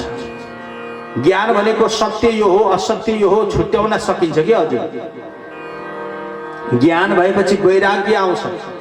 ज्ञान र वैराग्य भनेको दाजुभाइ हो। ज्ञानले सत्य असत्य छुट्याउन मद्दत गर्छ। वैराग्यले असत्यलाई छोडेर सत्य वस्तुको अनुकरण गर्न सिकाउँछ। अनि त्यो ज्ञान र वैराग्य दुईटै चिज हाम्रो हृदयमा भयो भने के हुन्छ? हृदयमा भक्तिको आगमन हुन्छ। त्यो भक्तिको माध्यमले भगवत स्मरण गर्न मन लाग्छ। अनि भगवानको स्मरण बारम्बार भइरह्यो भने हृदयमा रहेका 7 प्रकारका गाँठाहरू नष्ट भएर जान्छन्। हाम्रो हृदयमा 7वटा ग्रन्थि हुन्छन्। अज्ञानता, माया, मोह, अभिनिवेश, अहमता, राग, द्वेष, यस्ता यस्ता विकृत भावहरूले हामीलाई दुःख दिइरहेका छन्। यी सप्त ग्रन्थिबाट मुक्त हुन पनि ज्ञान र भक्ति अनि वैराग्य चाहियो। त्यसैले तस्मादेकेन मनसा भगवान सात्वताम्पति। त्यही भएर वेदव्यासजी भन्नुहुन्छ जसरी भए पनि तिम्रो त्यो मन भगवानको चरणमा लगाइदिनु। जसरी भए पनि, प्रेमले हुन्छ कि रिसले हुन्छ कि करले हुन्छ कि अल्छी लागेरै भए पनि, जसरी भए पनि मन भगवानमा लगाइदेऊ। त्यति गरिसकेपछि हृदयमा के हुन्छ? ज्ञान भक्ति वैराग्यको प्रादुर्भाव। ती ज्ञान र वैराग्य रूपी तलवारले हृदयमा रहेका अज्ञान जनित सप्त ग्रन्थिहरू भेदन हुन्छन्। 7वटा गाँठो नष्ट हुनु भनेकै हृदयमा भगवत साक्षात्कार हुनु हो। त्यही भएर हृदयमा भगवत साक्षात्कार गराउने काम यसैले गर्दछ श्रीमद् भागवतले। त्यसैले वासुदेवे भगवते कुर्वन्त्यात्म प्रसादनीम् भगवान श्री हरि प्रति जसले प्रेम भक्ति गर्दछ उसले ऊ आत्माराम बन्दछ, आफूमा आफै रमण हुनेवाला हुन्छ, आफूमा आफै रमाउँछ। सप्त ग्रन्थि रहित भएको हृदय नै पवित्र हुन्छ। अनि हृदय पवित्र भएपछि मन पवित्र, वचन पवित्र, कर्म पवित्र, भाव पवित्र, लक्ष्य पवित्र, उद्देश्य पवित्र, सबै कुरा पवित्र हुन्छ। अनि त्यो पवित्रताले के हुन्छ? सुखको अनुभूति गर्न पाइन्छ। त्यही भएर भोलिको लागि सुख चाहिन्छ भने पनि आजैदेखि यो मनलाई भगवानको चरणमा अनुबन्धित गर्नु पर्दो रहेछ। यो नै धर्म हो, यो नै कर्म हो, यो नै शास्त्रको निचोड हो, हैन? यो नै शास्त्रको मूल सार हो, मूल सारांश हो। जीवात्माको परम कर्तव्य पनि यही हो, मनुष्यको परम धर्म पनि यही हो। तस्मात् एकेन मनसा भगवान सात्वताम पति, जसरी भए पनि मन भगवानमा लगाइदिनुहोस्। सुतजी भन्दै हुनुहुन्छ शौनकादि ऋषिहरूलाई, तपाईले गर्नुभएको प्रश्न यही हो हे ऋषिवर हो कि यो मन भगवानको चरणमा लगाइदिनुहोस्। रामका चरणमा चित्त लाउनु, कहिले नबिर्सनु, यो चोला 2 दिनको गोविन्द भगवानको। तस्मात् एकेन मनसा भगवान सात्वताम पति, जसरी भए पनि मन भगवानको चरणमा लगाइयोस्। भगवानका धेरै अवतार छन्। हामी त झन् भाग्यमानी छौँ। हेर्नुहोस्, हाम्रो सनातन परम्परामा देवी देवताको कुनै खाँचो छैन के हजुर। 33 कोटी देवी देवता छ, हैन? द्वादशादित्यहरू, नवग्रहहरू, जस्तो प्रकारको देवता तपाईँ हामीलाई चाहिएको छ त्यस्तै देवता तयार भएर बसेका छ। शिव बनेर बस्नुभयो, गणेश बनेर, सूर्य बनेर, अरुण वरुण, ब्रह्मा विष्णु, अनेक प्रकारका देवी देवता। ती अलग अलग रूपले भगवान यो जगतमा अवतरित भएर आउनु भएको छ। हामीलाई सम्झाउन, हाम्रो धर्मको स्थापना गर्न, हैन? त्यसपछि दुष्ट आत्माहरूलाई दमन गर्न, साधु सन्तहरूको संरक्षण गर्न। एकपल्ट दुईपल्ट हैन त हजुर, युग युगमा भगवान अवतरित बनेर आउनुहुन्छ। जतिखेर जुन समयमा जस्तो खाले कर्म गर्न मन लाग्छ त्यही कर्म गर्न भनेर भगवान आउनुहुन्छ जगतमा। लीलावतारानुरतो देवतिर्यङ नरादिशो। कहिले देवता बनेर, कहिले साना साना किरा फटेङ्ग्रा बनेर, कहिले मान्छे जस्तो बनेर, कहिले अलग अलग वर्णमा, है, अलग अलग, कहिले जलभित्रको प्राणी बनेर, कहिले आकाशमा उड्ने प्राणी बनेर, जहिले जतिखेर जे गर्न मन लाग्छ भगवान यो जगतमा हामी जस्तै बनेर अवतरित बनेर आउनुहुन्छ। हे शौनकादि ऋषि हो, हामीलाई जुन स्वरूपको जस्तो ढङ्गले चिन्तन गर्न मन लाग्छ भगवान त्यही रूपले अवतरित बनेर आउनु भएको छ। हुन त भगवानका अवतारको कुनै संख्या त छैन।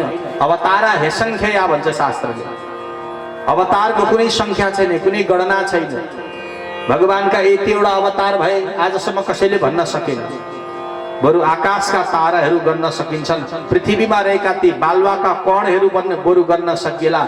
अनि आकाशबाट पानी परेको बेलामा पानीका थोपाहरू बरु गर्न सकिएला।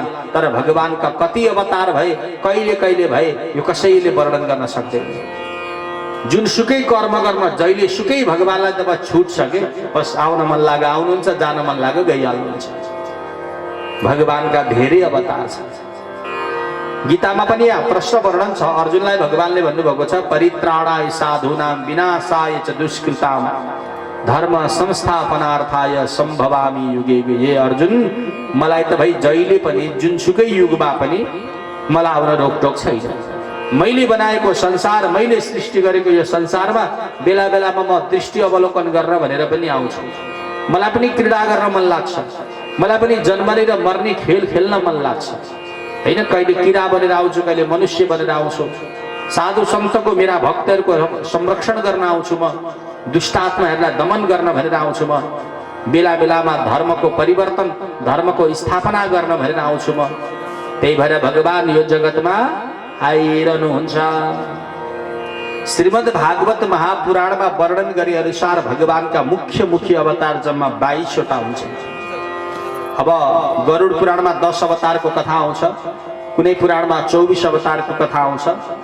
भगवानका मुख्य मुख्य अवतार हुने, त्यसमध्येमा हे सनकादि ऋषि हो सबैभन्दा पहिलो अवतार भगवानले यो धरतीमा सनकादिको रूपमा अवतरित भएर आउनुभयो। सबैभन्दा पहिलो अवतार भगवानको सनकादि अवतार। सएव प्रथमं देव कौमारं सर्गमा स्थित चचार दुस्सरं ब्रह्म ब्रह्मचर्यम अखण्डितम। यो जगतको सृष्टि भएपछि भगवानले ब्रह्मालाई आदेश दिनुभयो, हे ब्रह्मदेव सृष्टि अगाडि बढाउनुहोस्।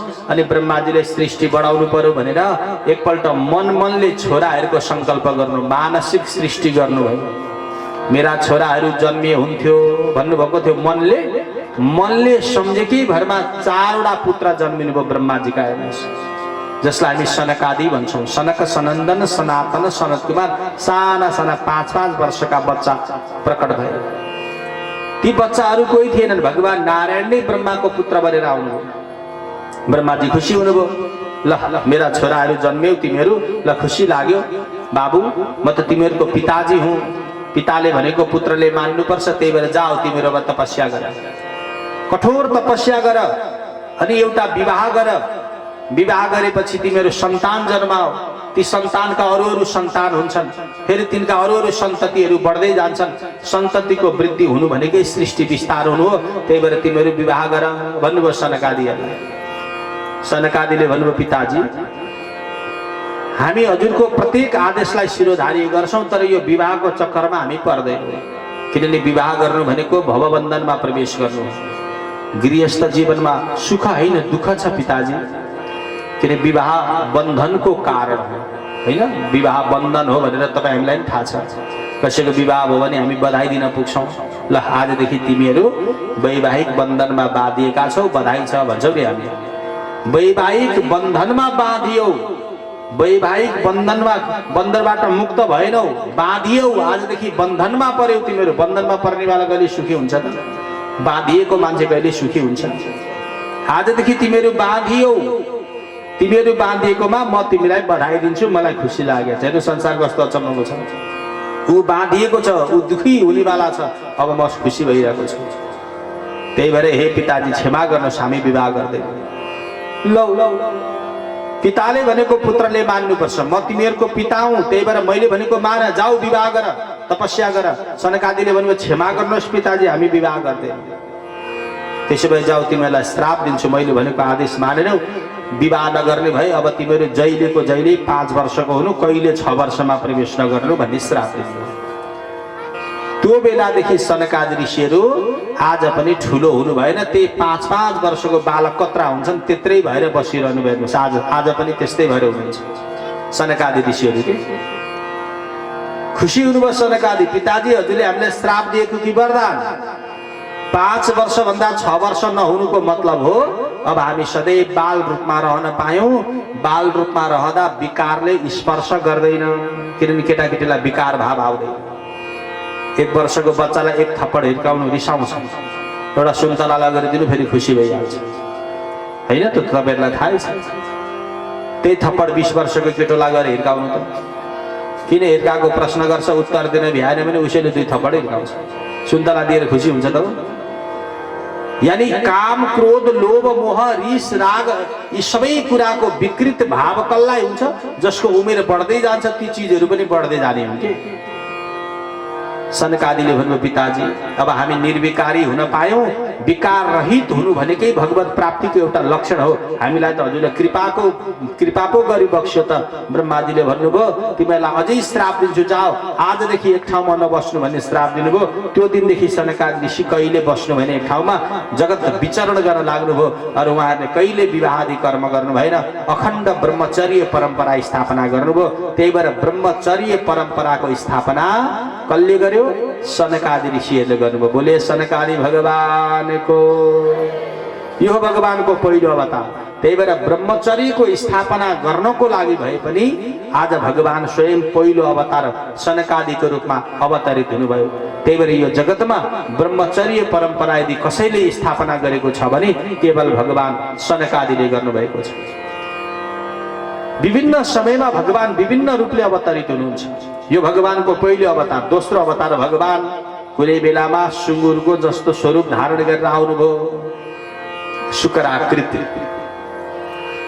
रसातलमा डुबेकी पृथ्वीको रक्षाको लागि र हिरण्याक्षलाई मार्न भगवान शुक्राकृत वराहको स्वरूपमा आउनुभयो र पृथ्वीको रक्षा गर्नुभयो। यो कथा अगाडि म हजुरलाई श्रवण गराउँदै जान्छु। दोस्रो अवतार, तेस्रो अवतार देवर्षि नारदको अवतार। देवर्षि नारद भनेर भगवानले नारद पाञ्चरात्र आदि नाम गरेका ठुल्ठुला सत्शास्त्रको निर्माण गर्नुभयो। चौथो अवतार नरनारायण बन्नुभयो भगवान। कुनै बेलामा भगवान कपिलदेव बनेर आफ्नी आमा देवहूतिलाई सांख्य योगको उपदेश दिनुभयो। कपिलदेवको अवतार, यो कथा म बताउँदै जाउँ।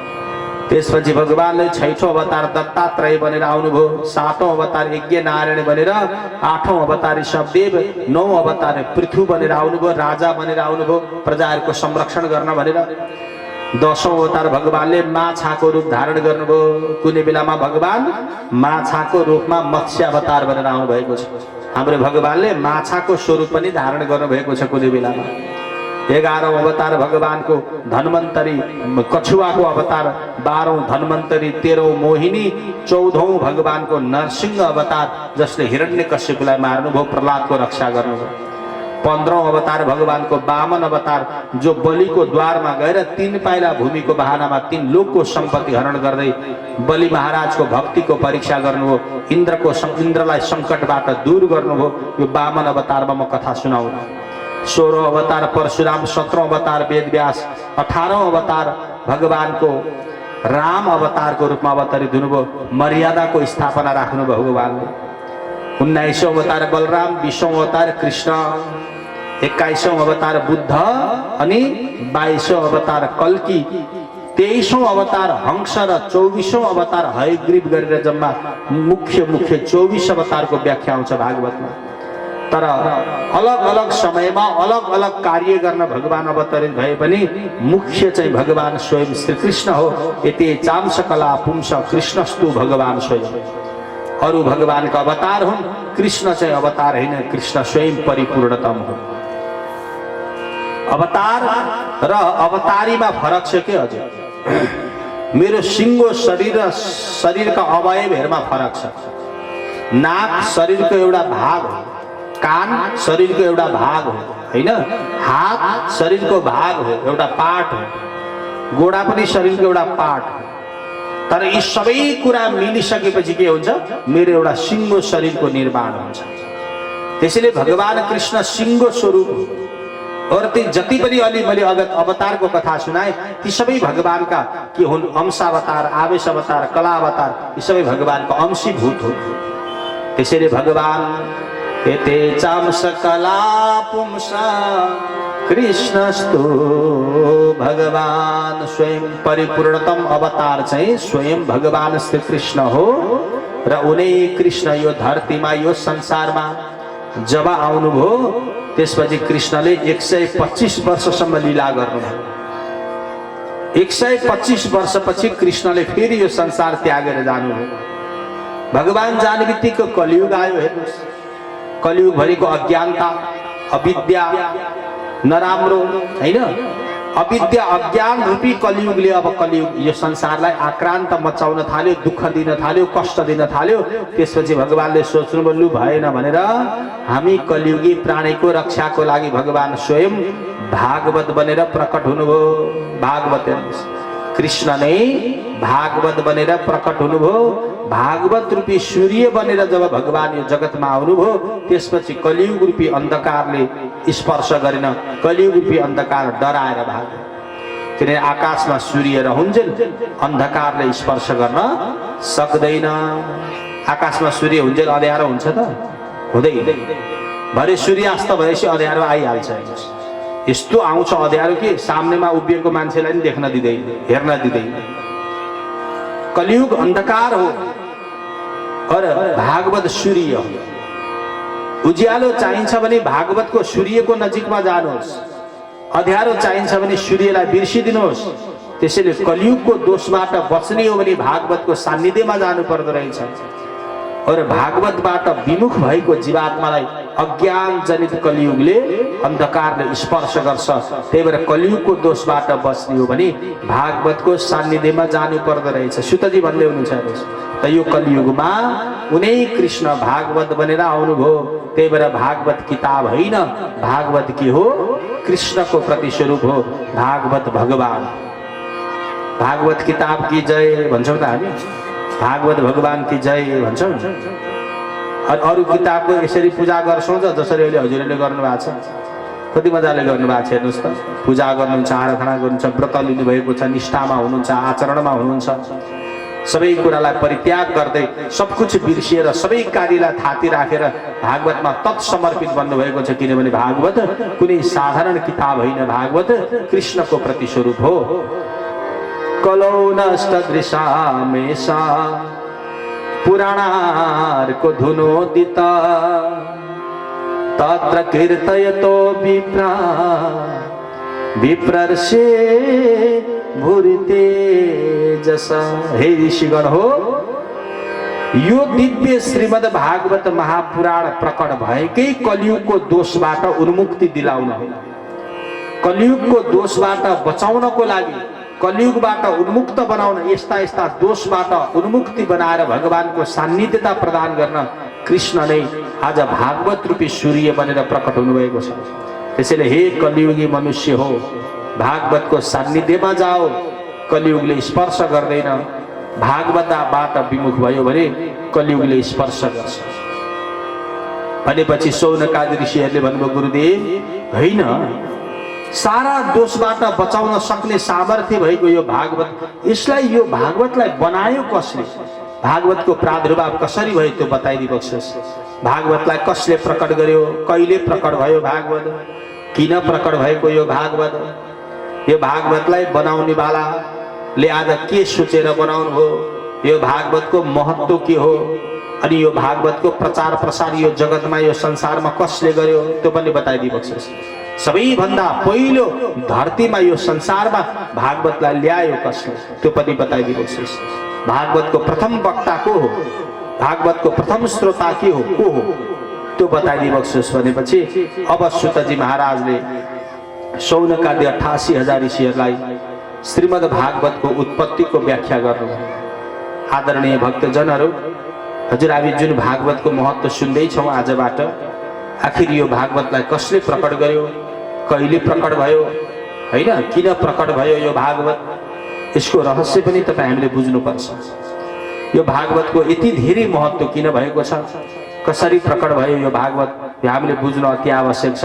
त्यही भएर शौनकादि ऋषिहरूलाई सुतजी महाराजले अब भागवतको उत्पत्तिको बारेमा जो वर्णन गर्नुभयो सो म हजुरलाई सुनाउँदैछु।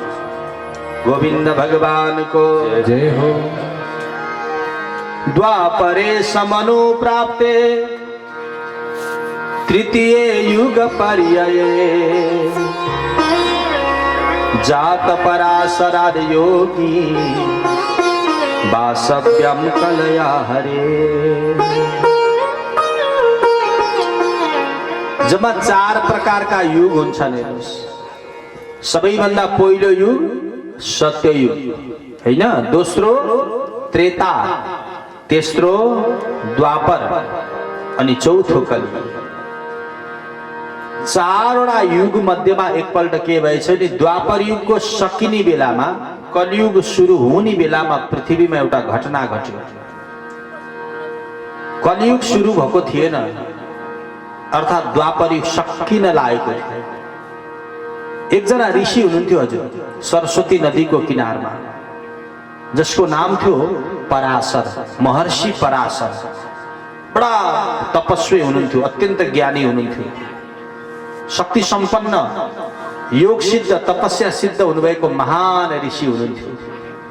ती पराशरजीले एक दिन वसुकी कन्या सत्यवतीलाई माध्यम बनाएर उनको गर्भद्वारबाट एउटा पुत्रको प्रादुर्भाव गर्नुभयो, जसको नाम थियो पाराशर। पराशरको छोरो भएको हुनाले पाराशर। हाम्रो वेदले के भन्छ भने आत्मवै जायते पुत्र भन्छ के वेदले। आत्मवै पुत्र उत्पन्न इति वेदानुशासितम। पिताजीको केही न केही लक्षण पुत्रमा हुनै पर्छ, अर्थात् माता पिताको केही न केही लक्षण छोराछोरीमा हुन्छ। त्यही भएर पराशरजीको एउटा स्वभाव ठ्याक्कै पाराशरजीमा पनि गएछ। पराशरको स्वभाव तपस्या गर्नु, छोरोको स्वभाव पनि त्यस्तै भएछ, तपस्या गर्नु। बिहानै उठ्ने, नुहाई धुवाई गर्ने सरस्वती नदीमा, अनि त्यही किनारमा गएर पलेटी कस्ने, बस तपस्या गरिहाल्ने। पाराशरजीको पनि त्यस्तै स्वभाव, तर बडा ज्ञानी हुनुहुन्थ्यो, बडा दयालु हुनुहुन्थ्यो। अब साधु न हो, साधुको स्वभाव अत्यन्त साधुता हुन्छ साधुमा, होइन? अत्यन्त उत्कृष्ट हुनुहुन्थ्यो, स्वभाव सम्पन्न हुनुहुन्थ्यो, भूत भविष्य वर्तमान जान्न सक्ने सामर्थ्य भएका त्यस्ता पाराशरजी बढ्दै बढ्दै बढ्दै जानुभयो। 16 वर्षको हुनुभएछ। एक दिन भगवानको चिन्तन गर्न भनेर, आँखा बन्द गर्न भनेर जसै बस्नुभयो, अरू बेलामा सधैँ भगवानको स्वरूपको ध्यान गर्नेवाला पाराशरजीलाई आज ध्यान गर्न मन लाग्यो।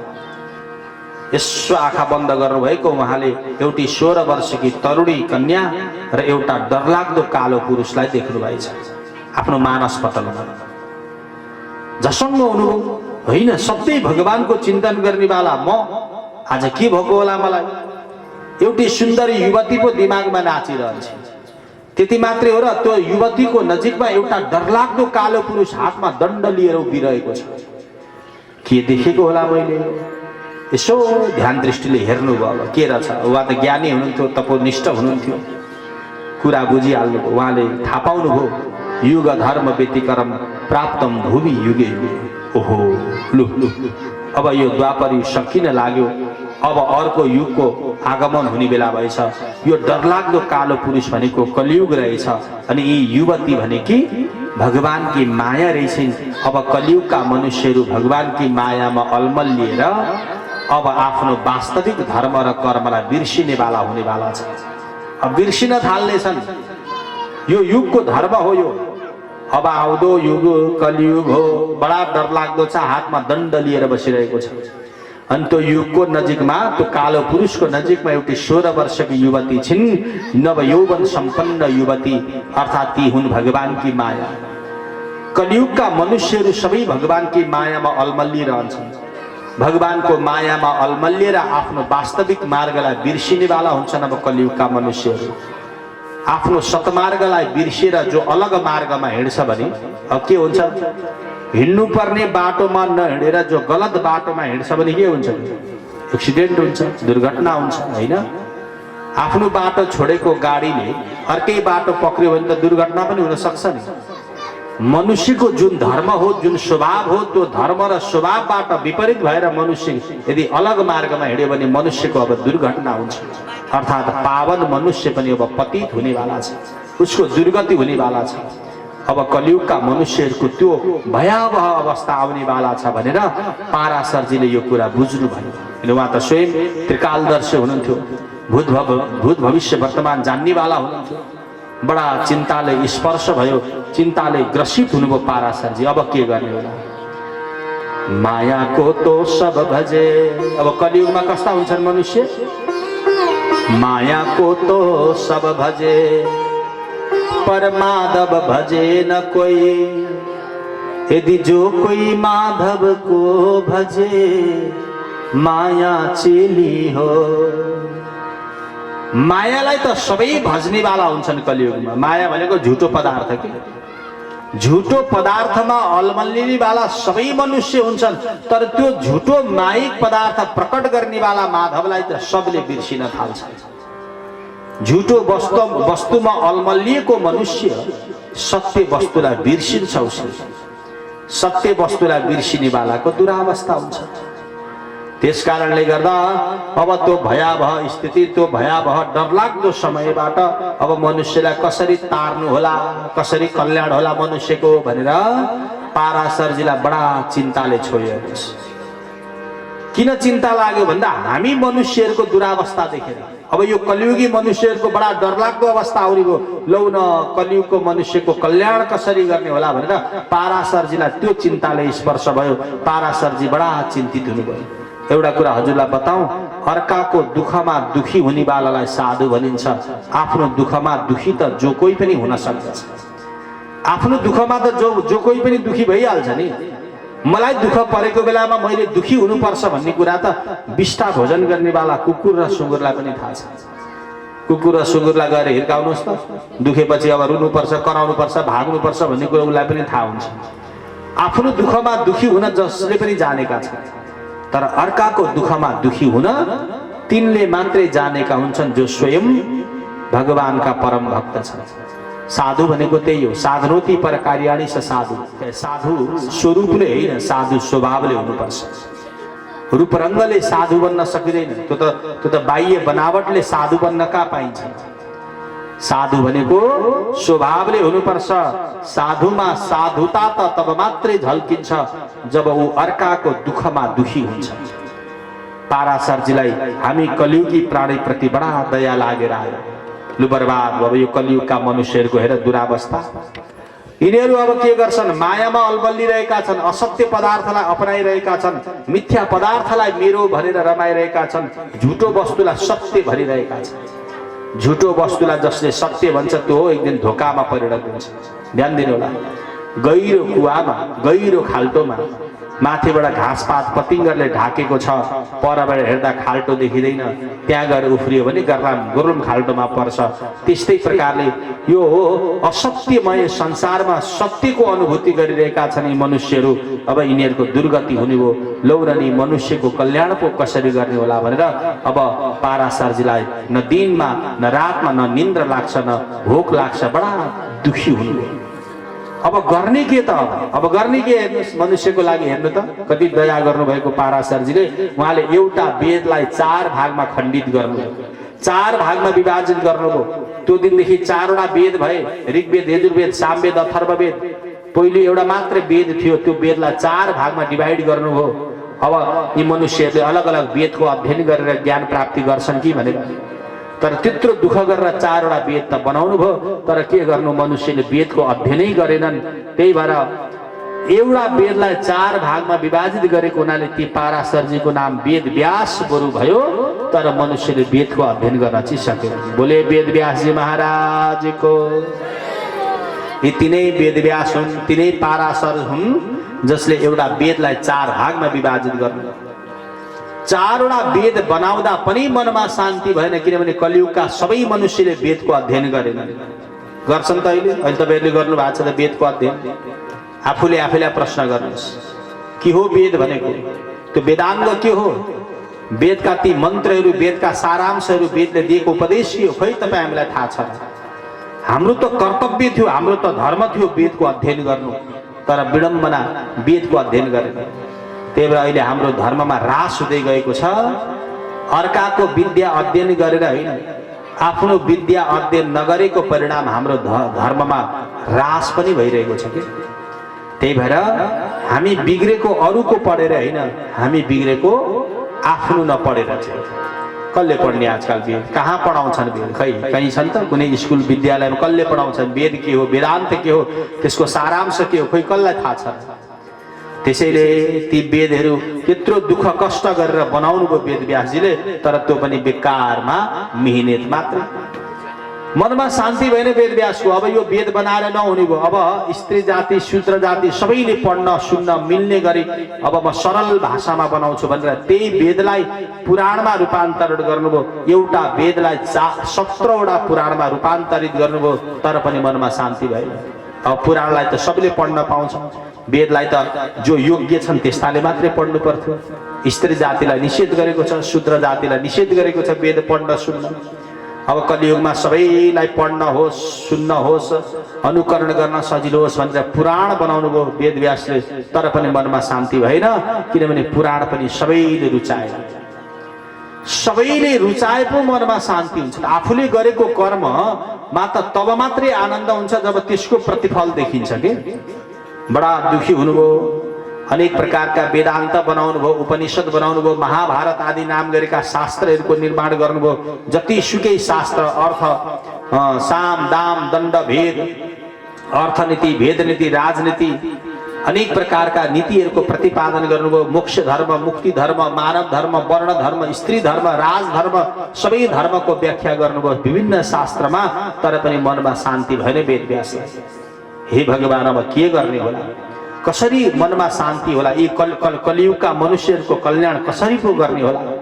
कस्तो खाली शास्त्र बनाउँदाखेरि कलियुगका सबै मनुष्यको कल्याण हुन्छ भनेर मनमा बडा चिन्तित हुनुभयो वेदव्यासजी। एक दिन चिन्तित भएर सरस्वती नदीको किनारमा यसो झोक्राएर बसिरहनु भएको थियो। त्यही बेलामा देवर्षि नारदजीको आगमन भयो। नारदजी तब गुरुदेव हुनुहुन्थ्यो। नारदजी आउनुभयो, नारायण नारायण भन्दै आउनुभयो। गुरुजीको आगमन भयो। हत्तनपत्त जराकजुरुक उठेर गुरुजीलाई स्वागत गर्नुभयो। वेदव्यासले एउटा आसनमा राख्नुभयो, झुक्राएर बस्नुभयो। नारदजीले नथापाए जस्तो गरेर भन्नुभयो, व्यासजी के छ हो हाल खबर? खै त अनुहारमा छैन त तेज, खै तपाईँको कान्ति, तपाईँको त अनुहारको मुस्कुराहट, खै त मुस्कुराउने पल, कुनै कुराले तपाईँलाई चिन्ताले छोएको छ कि क्या हो व्यासजी? मनमा शान्ति छैन कि क्या हो तपाईँलाई? के भयो? मनमा कुनै त्यस्तो पीडा छ भने, दुःख छ भने भन्नुहोस्। म त तपाईँको गुरुदेव हो। गुरुलाई त मनका सारा बहहरू पोख्नुपर्छ। मनका पीडाहरू त आफ्नै गुरुलाई त हो नि पोख्ने। भन्नुहोस् व्यासजी के भयो तपाईँलाई भनेर नारदजीले जब प्रश्न गर्नुभयो अनि वेदव्यासले आँखाभरि आँसु बनाउँदै भन्नुभयो, गुरुदेव हस्तेव मे सर्वमिदं त्वयोक्तम् तथापि नात्मा परितुष्यते मे तन्मूलमव्यक्तमगाधबोधम् पृच्छामहे त्वात्मभवात्मभूतम्। गुरुदेव हुन त मैले पाएको दुःख, मैले पाएको कष्ट हजुरलाई सबै कुरा थाहा छ। थाहा पाए पनि हजुर मेरै मुखबाट सुन्न खोज्दै हुनुहुन्छ, त्यो पनि मलाई थाहा छ। गुरुदेव एक दिन म भगवानको ध्यान गर्न बसेको बेलामा मैले एउटी सुन्दरी युवती र कालो पुरुषलाई देखेँ। मैले कुरा बुझेँ, युवती भनेकी भगवानकी माया हुन् अनि कालो पुरुष भनेको कलियुग हो। अब यस्तो डरलाग्दो युग आउँदैछ, यस्तो कलियुग आउँदैछ जहाँ धर्म होइन अधर्मको वृद्धि हुन्छ, सत्य कर्म होइन असत्य कर्मको वृद्धि हुन्छ, त्यो पनि मलाई थाहा थियो। अनि संसारका मनुष्यहरू आफ्नो मार्गलाई बिर्सिएर भगवानकी दुष्तरणीय मायामा अलमलिन्छन् अनि सत्मार्गबाट वञ्चित हुन्छन्, त्यो पनि मलाई थाहा थियो। त्यही भएर मैले उनीहरूको कल्याणको लागि अनेक शास्त्रहरूको निर्माण गरेँ। एउटा वेदलाई 4 भागमा विभाजित गरेँ। त्यति मात्रै होइन गुरुदेव, प्रत्येक वेदको उपवेद बनाए। मैले शास्त्रहरूको निर्माण गरेँ, 17वटा पुराण बनाए। महाभारत आदि नाम गरेका ठुला ठुला सत्शास्त्रको निर्माण गरेँ। तर पनि यत्रा शास्त्र बनाए र पनि मेरो मनमा शान्ति छैन। मैले बनाएको शास्त्रसँग सबैजना सन्तुष्ट छैनन् कि क्या हो गुरुदेव? मैले बनाएको यत्रो कष्ट गरेर बनाएको शास्त्रले मनुष्यहरू प्रफुल्लित हुन सकेनन् कि क्या हो गुरुदेव? त्यही भएर मेरो मनमा अत्यन्त पीडाबोध भइरहेको छ। भन्नुहोस् न गुरुदेव, म के गरौँ? मेरो मनमा शान्ति छैन। नारदजीले भन्नुभयो, हो र पक्नुहोस् है, तपाईँले बनाएको शास्त्र के रहेछ म एकैछिनमा हेर्छु भनेर यसो आँखा बन्द गरेर ज्ञान दृष्टिले सबै शास्त्रको अवलोकन गर्नुभयो। अनि नारदजीले भन्नुभयो, व्यासजी सुन्नुहोस्, एउटा कुरा बताउँछु। नयद वचश्चित्र पदम हरिर्यशो जगद पवित्रम प्रगणित करहिचे तद्वाय संतीर्थमुसन्ति मानसा न यत्र हंसा निरमन्तु शिक्षया। हे व्यासजी, तपाईले शास्त्र त बनाउनु भयो, पुराण त बनाउनु भयो, वेद बनाउनु भयो, वेदान्त बनाउनु भयो, तर तपाईले बनाएको शास्त्रमा सबैजना खुसी छैनन् व्यासजी। तपाईले बनाएका यी पुराण उपपुराणमा सबैजना प्रसन्न हुन सकेनन्। तपाईलाई एउटा कुरा थाहा छ? काग पनि चरा हो, राजहंस पनि चरा हो, तर काग जुठेल्लामा रमाउँछ, फोहोरमा रमाउँछ, तर राजहंस यति पवित्र हुन्छ, यति चोखो हुन्छ, यति शुद्ध हुन्छ। राजहंस भन्ने चरा दूध र पानी मिसाएर पिउन दियो भने दूध पिउँछ, पानी फाल्दिन्छ। दूध र पानी मिसिएको त्यो पदार्थबाट पनि दूधलाई अलग्गै बनाउन सक्ने सामर्थ्य राजहंसमा हुन्छ भने राजहंस जस्तै त हो नि त्यो कौवा पनि, काग पनि, तर हेर्नुहोस् त त्यसलाई फोहोर भए पनि हुन्छ। कलियुगमा राजहंस जस्ता मनुष्य पनि छन्, काग जस्ता मनुष्य पनि छन्। काग जस्ता मनुष्य जो विषय वासनामा अलमल्लिरहेका छन्, उनीहरूलाई जस्तो सुकै शास्त्र बनाउनुस् नबनाउनुस् केही फरक पर्दैन, जस्तो सुकै व्याख्या गरेर के फाइदा। ती विषय वासनामा उन्मत्त भएका ती मनुष्यहरू। तर कलियुगमा राजहंस जस्ता मनुष्य पनि छन् जो साधु सन्त भगवानका परम भक्त, जसलाई भगवानको चरणार बिन्द भन्दा बाहेक अरू केही चाहिँदैन। भगवानको चरण नै हाम्रो जीवन हो भनेर दिन रात अहोरात्र भगवत चरणमा समर्पित भएका त्यस्ता भगवत भक्त सबैभन्दा पहिले हे व्यासजी त्यस्ता भक्तलाई खुसी बनाउनुहोस्, त्यस्ता भक्तलाई प्रसन्न हुनेवाला शास्त्रको निर्माण गर्नुहोस्। बस भगवानका भक्त खुसी भएपछि सबै खुसी। म वृन्दावनमा पढ्दा हामीलाई गुरुहरूले भन्नुहुन्थ्यो, बाबु हो हेर सुगाको जस्तो रटेको भरमा विद्या प्राप्ति हुँदैन, विद्या प्राप्ति गर्न पहिले गुरुहरूको सेवा गर्नुपर्छ भन्नुहुन्थ्यो क्या। गुरु प्रसन्ने हरि प्रसन्ने, गुरुहरूको सेवा गर भगवान खुसी हुन्छन्। अनि भगवान खुसी भएपछि संसार खुसी हुन्छ, संसार खुसी भएपछि तिमी पनि खुसी हुन्छौ। तिमी तब खुसी हुन्छौ जब तिमीलाई विद्या प्राप्ति हुन्छ। त्यसैले विद्या प्राप्ति गर्न पहिले गुरुको सेवा गर, तिमीलाई गुरुको कृपाले विद्या प्राप्ति हुन्छ भन्नुहुन्थ्यो। गुरु प्रसन्ने हरि प्रसन्ने, हरि प्रसन्ने जगत प्रसन्ने। त्यसैले हेर आफ्नो मनमा प्रसन्नता ल्याउने हो भने पहिले भगवानका भक्तलाई खुसी हुनेवाला शास्त्र बनाउनुहोस्। बिना भोजन जलपान बिना उदर मचावे क्रांति, बिना भजन हरि नाम बिना मिलेन मन को शांति। बिना भोजन जलपान बिना, जलपान नगरिकन भोजन नगरिकन पेटमा शान्ति हुँदैन, पेटमा क्रान्ति मचिन्छ। पेटमा मचिएको क्रान्तिलाई शान्ति गर्ने हो भने भोजन गर्नुपर्छ, और मनमा मचिएको क्रान्तिलाई शान्ति गर्ने हो भने भोजन होइन भजन गर्नुपर्छ। हे व्यासजी भोजनले पेटमा शान्ति हुन्छ, भजनले मनमा शान्ति हुन्छ। आखिरी भोजन र भजन उस्तै उस्तै शब्द होइन। हजुरहरू सबै पढे लेखेको हुनुहुन्छ, भोजन भजन उस्तै उस्तै शब्द हो, लेख्दा पनि उस्तै हुन्छ, पढ्दा पनि उच्चारण उस्तै हुन्छ। एउटामा ओकार छ, ओकारान्त छ, अर्कोमा अकारान्त छ। एउटा भोजन हो, एउटा भजन हो, तर दुईटैले काम चाहिँ एउटै गर्छ शान्ति दिलाउने। भोजनले पेटमा शान्ति दिलाउँछ, भजनले मनमा शान्ति दिलाउँछ। तपाईलाई मनमा क्रान्ति छ, त्यही भएर भजन गर्नुहोस् व्यासी, भजन गर्नुहोस्। भजन भनेको के हो? भजन भनेको भगवानको गुणानुवादको गायन गर्नु, भगवानलाई सम्झिनु पनि भजन हो, भगवानलाई भगवानको नाम उच्चारण गर्नु पनि भजन हो, भगवानको कथा अर्कोलाई सुनाउनु पनि भजन हो, हैन? भगवानको कथा सुन्नु पनि भजन हो। त्यसैले भजन गर्नुहोस्, मनमा शान्ति हुन्छ। अर्थात् भगवानको दिव्य गुणानुवादले भरिएको दिव्य शास्त्रको निर्माण गर्नुहोस्, तपाईको मनमा शान्ति हुन्छ। किनभने भगवत कथामा भक्तहरू रमाउँछन्, अरू होइन। भगवानको कथा कसलाई मनपर्छ? मात्र भक्तलाई। अरूलाई मनपर्छ त? विषय वासनामा उन्मत्त भएका ती जीवलाई भगवानको कथा के हो के थाहा? उसलाई के मतलब थियो? उसलाई त संसारकै विषय वासनामा उन्मत्त भइरहेको छ। संसारबाट उपरत भएका त्यस्ता पराकाष्ठमा पुगेका ती दिव्य साधु सन्त भगवत भक्तहरूलाई मात्रै भगवानको दिव्य माधुर्य गुणानुवाद भयो भने पुग्दछ। उहाँहरूलाई पहिले भक्तलाई खुसी बनाउनुहोस् व्यासजी। तपाईले राजधर्म मोक्ष धर्म अनेक प्रकारका नीतिको प्रतिपादन गर्नुभयो, अर्थनीति, भेदनीति, राजनीति, दण्डनीति, मानव धर्म, स्त्री धर्म, मोक्ष धर्म, वर्ण धर्म सबैको व्याख्या गर्नुभयो। तर ती साधु सन्त भगवत भक्तलाई त्यो धर्मसँग के प्रयोजन? उहाँहरूलाई नीतिसँग के प्रयोजन? उहाँहरूलाई किन चाहियो दण्डनीति? उहाँहरूलाई किन चाहियो राजनीति? उहाँहरूलाई किन चाहियो भेदनीति? उहाँहरूलाई किन चाहियो अर्थनीति? भगवानका भक्तहरूलाई केवल चाहिन्छ भगवानको कथा। तपाईले अनेक शास्त्र बनाउनु भयो, तर भगवानको माधुर्य गुणले भरिएको दिव्य गुणानुवादको वर्णन गर्नु भएन व्यासी। त्यही भएर भगवानका भक्तहरू रुष्ट छन्। भगवानका भक्त खुसी नभएपछि कोही खुसी हुन सक्दैन। कोही खुसी नहुनुको मतलब तपाईको मनमा अशान्ति हुनु हो। त्यसैले मनमा शान्ति ल्याउनु छ भने पहिले भगवत गुणानुवादले भरिएको कथा शास्त्रको निर्माण गर्नुहोस्, भगवानका भक्तलाई खुसी पार्नुहोस्, सबै खुसी हुन्छ। नारदजीले भन्नुभयो व्यासजी अरू त अरू कुरै छोडिदिनुहोस्, मलाई हेर्नुहोस् न, म तपाईको गुरुदेव, मलाई अहिले सबले देवर्षि नारद भन्छन्, ब्रह्मपुत्र भन्छन् मलाई।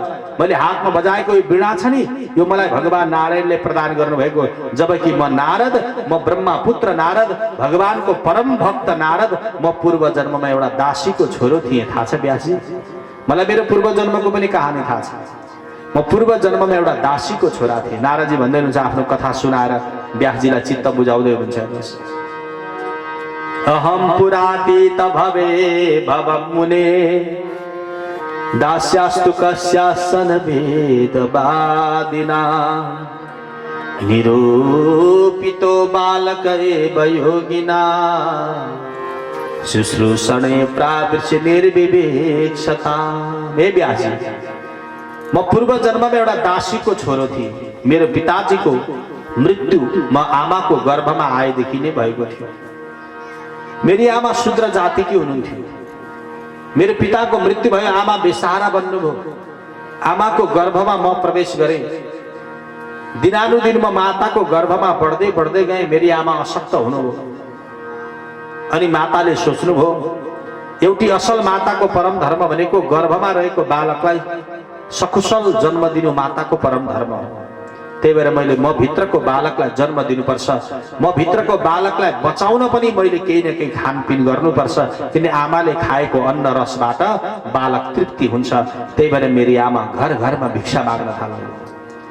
घर घरमा भिक्षा माग्नुभयो, तर घर गाउँका मान्छेहरूले रुष्ट भए, उनीहरूले भिक्षा दिन मानेनन्। तसर्थ त बल छ, शक्ति छ, सबै शरीरका अंग प्रत्यंग सुरक्षित छन्। अरे दुष्ट नारी, तैँले मागेर काहीँ आफ्नो जीवन चलाउँछस्, काम गर्नुपर्छ भन्थे। मेरी मातालाई तथा नाम गाली गर्थे। तर मेरी माता आफ्नो स्वार्थको लागि होइन, म बालकको रक्षा गर्न घर घरमा भिक्षा माग्नुहुन्थ्यो, कसैले भिक्षा दिएन। अनि मेरी आमा एउटा ब्राह्मणको घरमा दासी बनेर बस्नुभयो, एउटा ब्राह्मणको घरमा नोकर्नी बनेर बस्नुभयो। ती ब्राह्मणले भने, हे दासी, त्यसै त खाना दिन्न म तँलाई। मेरो घरमा गाई छिन्, ती गाईको सेवा गरेर बिहान बेलुका दुध दुहुने काम तैँले गर्नुपर्छ। मेरी आमाले सकि नसकी मेरो रक्षाको लागि भनेर बिहान बेलुका गर्भवती अवस्थामा पनि दुध दुहेर सेवा गर्नुहुन्थ्यो। त्यो घरमा मेरी माताले समय बिताउँदै बिताउँदै जानुभयो। अनि मेरी माता एक दिन, अब गर्भवती त हुनुहुन्थ्यो नै, एक दिन त्यही घरमा बसेकै बेलामा मेरी माताको गर्भबाट म जन्म लिएँ। म जन्मिएँ। मेरी माताको त्यो प्रसव वेदना, प्रसव पीडा, आफ्नो जवानीलाई परित्याग गरेर मृत्युको मुखमा सहजै प्रवेश गरेर पनि मेरी माताले मलाई जन्म दिनुभयो। बिस्तारै बिस्तारै म बढ्दै बढ्दै बढ्दै गएँ। उच्छिष्टले पाननु मोदितो दुजे। व्यासजी, जब म बढ्दै बढ्दै गएँ, 5 वर्षको भए, म जुन घरमा जन्मेको थिएँ त्यो घरको ब्राह्मणको एउटा स्वभाव के रहेछ भने प्रत्येक वर्षको 4 महिना उनी व्रत लिँदा रहेछ। चौमासाको व्रत, के चतुर्मास भन्छन्, चौमासाको व्रत लिनु हुँदो रहेछ। त्यो व्रत लिँदा साधु सन्तलाई बोलाउनु हुँदो रहेछ र घरमा सत्संग प्रवचन गर्नु हुँदो रहेछ। यसपालि पनि बोलाउनु भयो। म 5 वर्षको बालक, दासीको छोरो। मलाई कसैले लाड प्यार गरेनन्, मलाई तिरस्कार गर्थे सबैले। म एउटा कुनामा बसेर उहाँहरूले दिनुभएको प्रवचन, उहाँहरूले गर्नुभएको त्यो कथा म सुनेर आनन्द लिइरहन्थेँ। म बच्चा, बालक, 5 वर्षको बच्चो, भोक लाग्थ्यो खाना भनेर जान्थे, मलाई खाना पनि कसैले दिएन। अनि ती गुरुहरूले गरेको भोजन म परबाट दृष्टि गरिरहन्थे, हेरिरहन्थे। जुन पत्तलमा, जुन टपरीमा गुरुहरू भोजन गर्नुहुन्थ्यो, त्यो टपरी लगेर पर एउटा खाल्टोमा लगेर फालिन्थ्यो। अनि खाल्टोमा फालेपछि म दौडेर जान्थेँ। टपरीको कुना काप्चामा लुकेर बसेका ती रोटीका टुक्राहरू म चयन गर्थेँ। ती भातका सिताहरूलाई मैले बटुल्थेँ। मलाई चोखो र जुठोसँग के मतलब, मलाई त बस खाना पाए त भइगयो। अनि ती साधु सन्तले खाएको त्यो जुठोलाई मैले सँगालेर बटुलेर मैले भोजन गर्थेँ। त्यही भोजनले तृप्ति हुन्थ्यो। अनि फेरि त्यही पण्डालको नजिकमा बसेर म कथा सुनिरहन्थेँ। व्यासजी, मलाई के थाहा साधुको जुठोमा पनि त्यति ठुलो शक्ति छ भनेर। जहिलेदेखि मैले त्यो उच्छिष्ट प्रसाद खाएँ, तहिलेदेखि मेरो मन भगवानको चरणमा लाग्न लाग्यो। अब त मलाई त्यो कथा प्रेम लाग्यो, कथा प्यार लाग्यो, राम्रो लाग्यो, आनन्द आयो। मलाई 4 महिना बितेको पत्तो भएन व्यासजी। 4 महिना कति सजिलै बितेछ। मलाई सुखको अनुभूति भएको हुनाले 4 महिना मेरो लागि 4 दिन समान भयो। याद गर्नु होला, दुःखको समय भन्दा सुखको समय अलि चाँडै बित्छ। सुखको समय भन्दा शान्तिको समय चाँडै बित्छ। शान्तिको समय भन्दा आनन्दको समय चाँडै बित्छ। आनन्दको समयभन्दा परमानन्दको समय अनि परमानन्दको समयभन्दा ब्रह्मानन्दको समय चाँडै बित्छ। मलाई 4 महिना ब्रह्मानन्दको समय जस्तो लाग्यो, एकैछिनमा बित्यो। गुरुहरू त्यहाँबाट बिदा भएर जानुभयो। मलाई त कस्तो लाग्यो भने एउटा अबोध बाछीलाई गाईले छोडेर जाँदा जसरी त्यो बाछी अत्यन्त दुखी भएर आमाको पछि लाग्छ, त्यस्तै मलाई ती साधुहरूको पछि लाग्न मन लाग्यो। मैले भने महाराज मुझे भी ले चलो न, मलाई पनि लिएर जानुहोस् न भने। गुरुहरूले भन्नुभयो बाबु तिमी त 5 वर्षको छौ, सानै छौ, फेरि तिमी एक्लै हो र भनेर सोध्नुभयो। मैले भने होइन, मेरी आमा पनि हुनुहुन्छ, यो घरको दासी मेरी आमा हो भने। गुरुहरूले भन्नुभयो बाबु माताजी हुनुहुँदो रहेछ, माताको सेवा गर्नु, माताको शरीर हुन्जेल हामी तिमीलाई लैजाँदैनौ भने गुरुहरूले मलाई त्यागेर गए। गुरुहरूले मलाई त्यागेर जाँदै जाँदा मलाई बडा दुःख लाग्यो। मलाई मेरी आमासँग रिस उठ्यो। यी आमा नभइदिएको भए आज मलाई गुरुहरूले साथमा लिएर जाने थिए। आमा भएको कारणले मलाई साथमा लगेनन्। हे भगवान, मलाई भगवानको भजन गर्न बाधा बने कि मेरी माता, इनलाई तिमी बरु लैजाऊ न, ताकि म स्वतन्त्र भएर भगवत भजन गर्न सकूँ। मैले भगवानसँग बारम्बार प्रार्थना गरेँ। सायद त्यो प्रार्थना भगवानले स्वीकार्नु भयो कि क्या हो। एक दिन मेरी आमा गाई दुहेर फर्किँदै हुनुहुन्थ्यो। मेरी माताले आफ्नो चरणले एउटा सर्पलाई कुल्चिनु भएछ। सर्पले मेरी मातालाई डसिदियो। माताको मृत्यु भयो। माताको मृत्यु भएपछि म एक मनले खुसी भएँ। खुसी किन भए? भगवानको भजनमा बाधा बने कि मेरी मातालाई भगवानले लिएर जानुभयो, अब मलाई एक्लो बनाउनु भयो, अब मलाई भगवानको भजनमा कसैले बाधा गर्दैन। त्यही भएर म खुसी भएँ र एक मनले म दुखी पनि भएँ। किनभने जुन माताले आफ्नो यौवनत्व नष्ट गरेर आफू मृत्युको मुखमा पुगेर मलाई सकुशल जन्म दिनुभयो, भगवानको भजन गर्नुपर्छ भन्ने सम्मको प्रेरणा प्रदान गर्नुभयो, त्यस्तै प्रेरणाकी खानी मेरी माताले अब मलाई सधैँको लागि त्यागेर जानुभयो। अब मैले मेरो जीवनमा माता भनेर कसैलाई सम्बोधन गर्न पाउँदिनँ। मेरो हृदयको शब्दकोशबाट आमा भन्ने शब्द आजदेखि सधैँको लागि चुडिएर गयो। त्यही भएर म आमाको विरहमा धेरै समय रोइरहेँ। जसले हामीलाई जन्मायो हुर्कायो, उनका आँसु नखस्मिन् धरतीमा। सच्चा ईश्वर घर मेरो आई, भौतारिँदै नखोजौँ तीर्थमा। जुन माताको शरीर हुँदा मैले सेवा गर्न सकिनँ, अब माताको मृत्यु भयो। अब पछताएर पनि के गर्नु थियो र ब्यासी? अब पछताते का हो त जब चिडिया चुग गई थी। अब पछताएर पनि के गर्नु थियो? ती माताको विरहमा म धेरै समय रोइरहेँ। माताको विरहमा मैले आँखाबाट अश्रु बिन्दु झारिरहेँ ब्यासी। मलाई ज्यादै नराम्रो लाग्यो, अत्यन्त दुखी भएँ। त्यसैले आमा बाउको नाता छ कस्तो, हुँदा सस्तो नहुँदा सुन जस्तो। बाँचुन्जेल बाटाको ढुङ्गा झै, मरेपछि आकाशको जुन जस्तो। आकाशको जुनलाई परबाट टुलु टुलु हेरेर बस्नुभन्दा अर्को विकल्प के छ? आज ती माता भइरहेको भए मैले उनको चरणको सेवा गर्थेँ। मलाई पछुतो मात्रै लाग्यो ब्याजी, तर पछताएर पनि के गर्नु थियो? हृदय कराउँदै भए पनि मैले मेरी आमाको दाह संस्कार गरेँ, अन्तिम संस्कार गरेँ। अनि म स्वतन्त्र भएँ। अब एक्लो भएँ। 5 वर्षको मेरो शरीर अब जाउँ त जाउँ, कहाँ जाउँ कहीँ केही थाहा छैन, देखेको छैन। गएँ म जङ्गलतिर, अनकन्टार जङ्गलमा गएर कठोर तपस्या गरेँ, साधना गरेँ। धेरै समय पछिको तपस्या पश्चात आकाशबाट एउटा आवाज आयो, हे दासी पुत्र बालक, भगवत प्राप्तिको लागि तैँले तपस्या गरेको छस्, जबसम्म त्यो शरीर त त्याग्दैनस् तबसम्म भगवान पाउँदैनस्। यस्तो आवाज आयो। अर्थात् मैले मर्नु पर्ने रहेछ, मैले यो थाहा पाएँ। जब मलाई मर्नुपर्छ भन्ने आवाज आयो नि, मलाई मृत्युदेखि डर लागेन ब्यासी, म मर्न तयारी भएँ। किनभने भगवानका भक्तलाई मृत्युदेखि डर हुँदैन। आएगा सो जाएगा, आएगा सो जाएगा, राजा रंग का फकीर, कोई सिंहासन चढ़ चला, कोही बन्धा जन्जिर।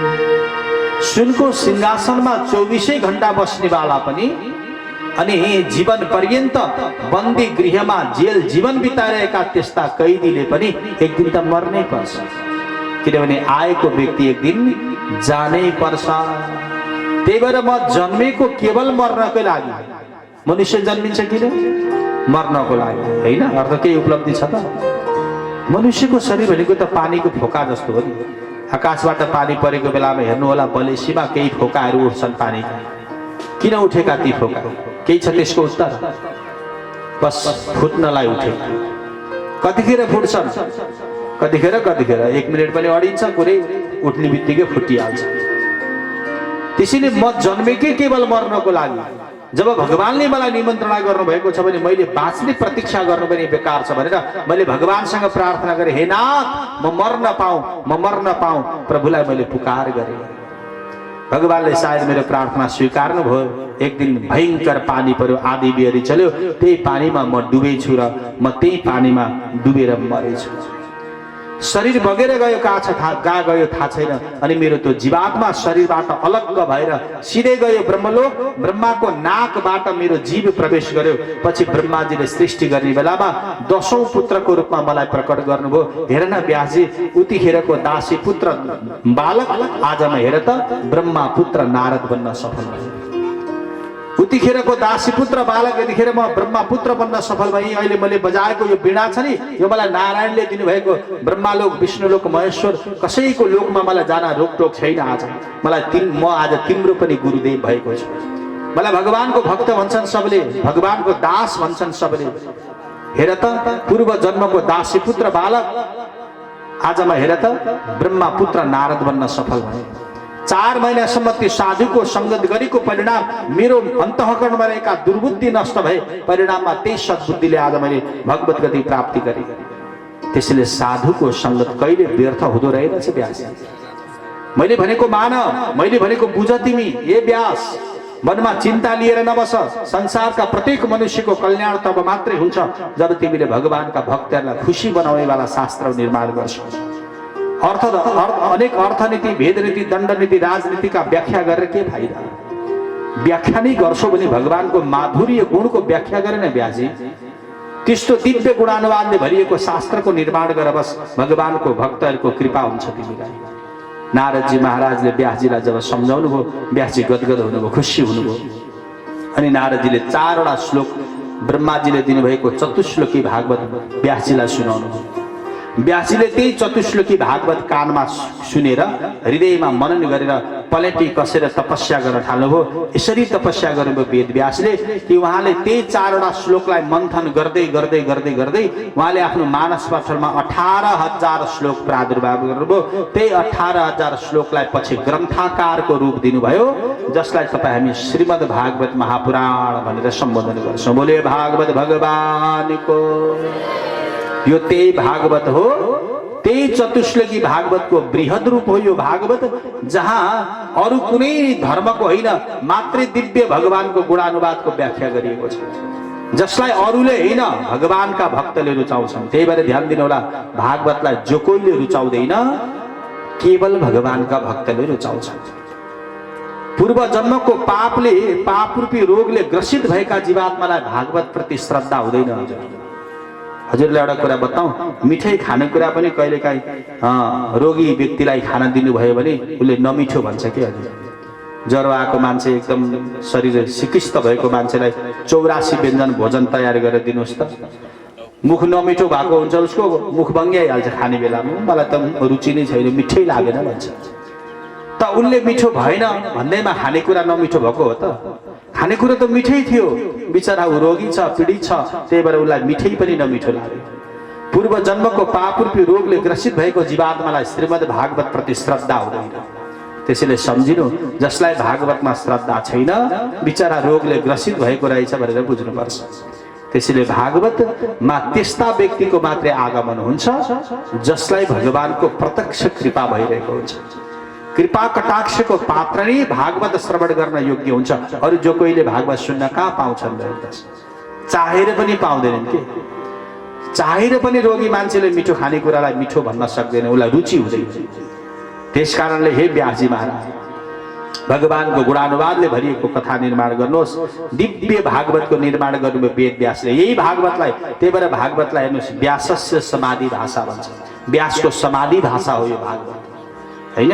और वेद व्यासले जब यो भागवतको निर्माण गर्नुभयो, त्यसपछि सारा संसारका साधु सन्तहरू बडा प्रसन्न हुनुभयो, खुसी हुनुभयो। साधुको प्रसन्नताले के हुन्छ? भगवान प्रसन्न हुनुहुन्छ।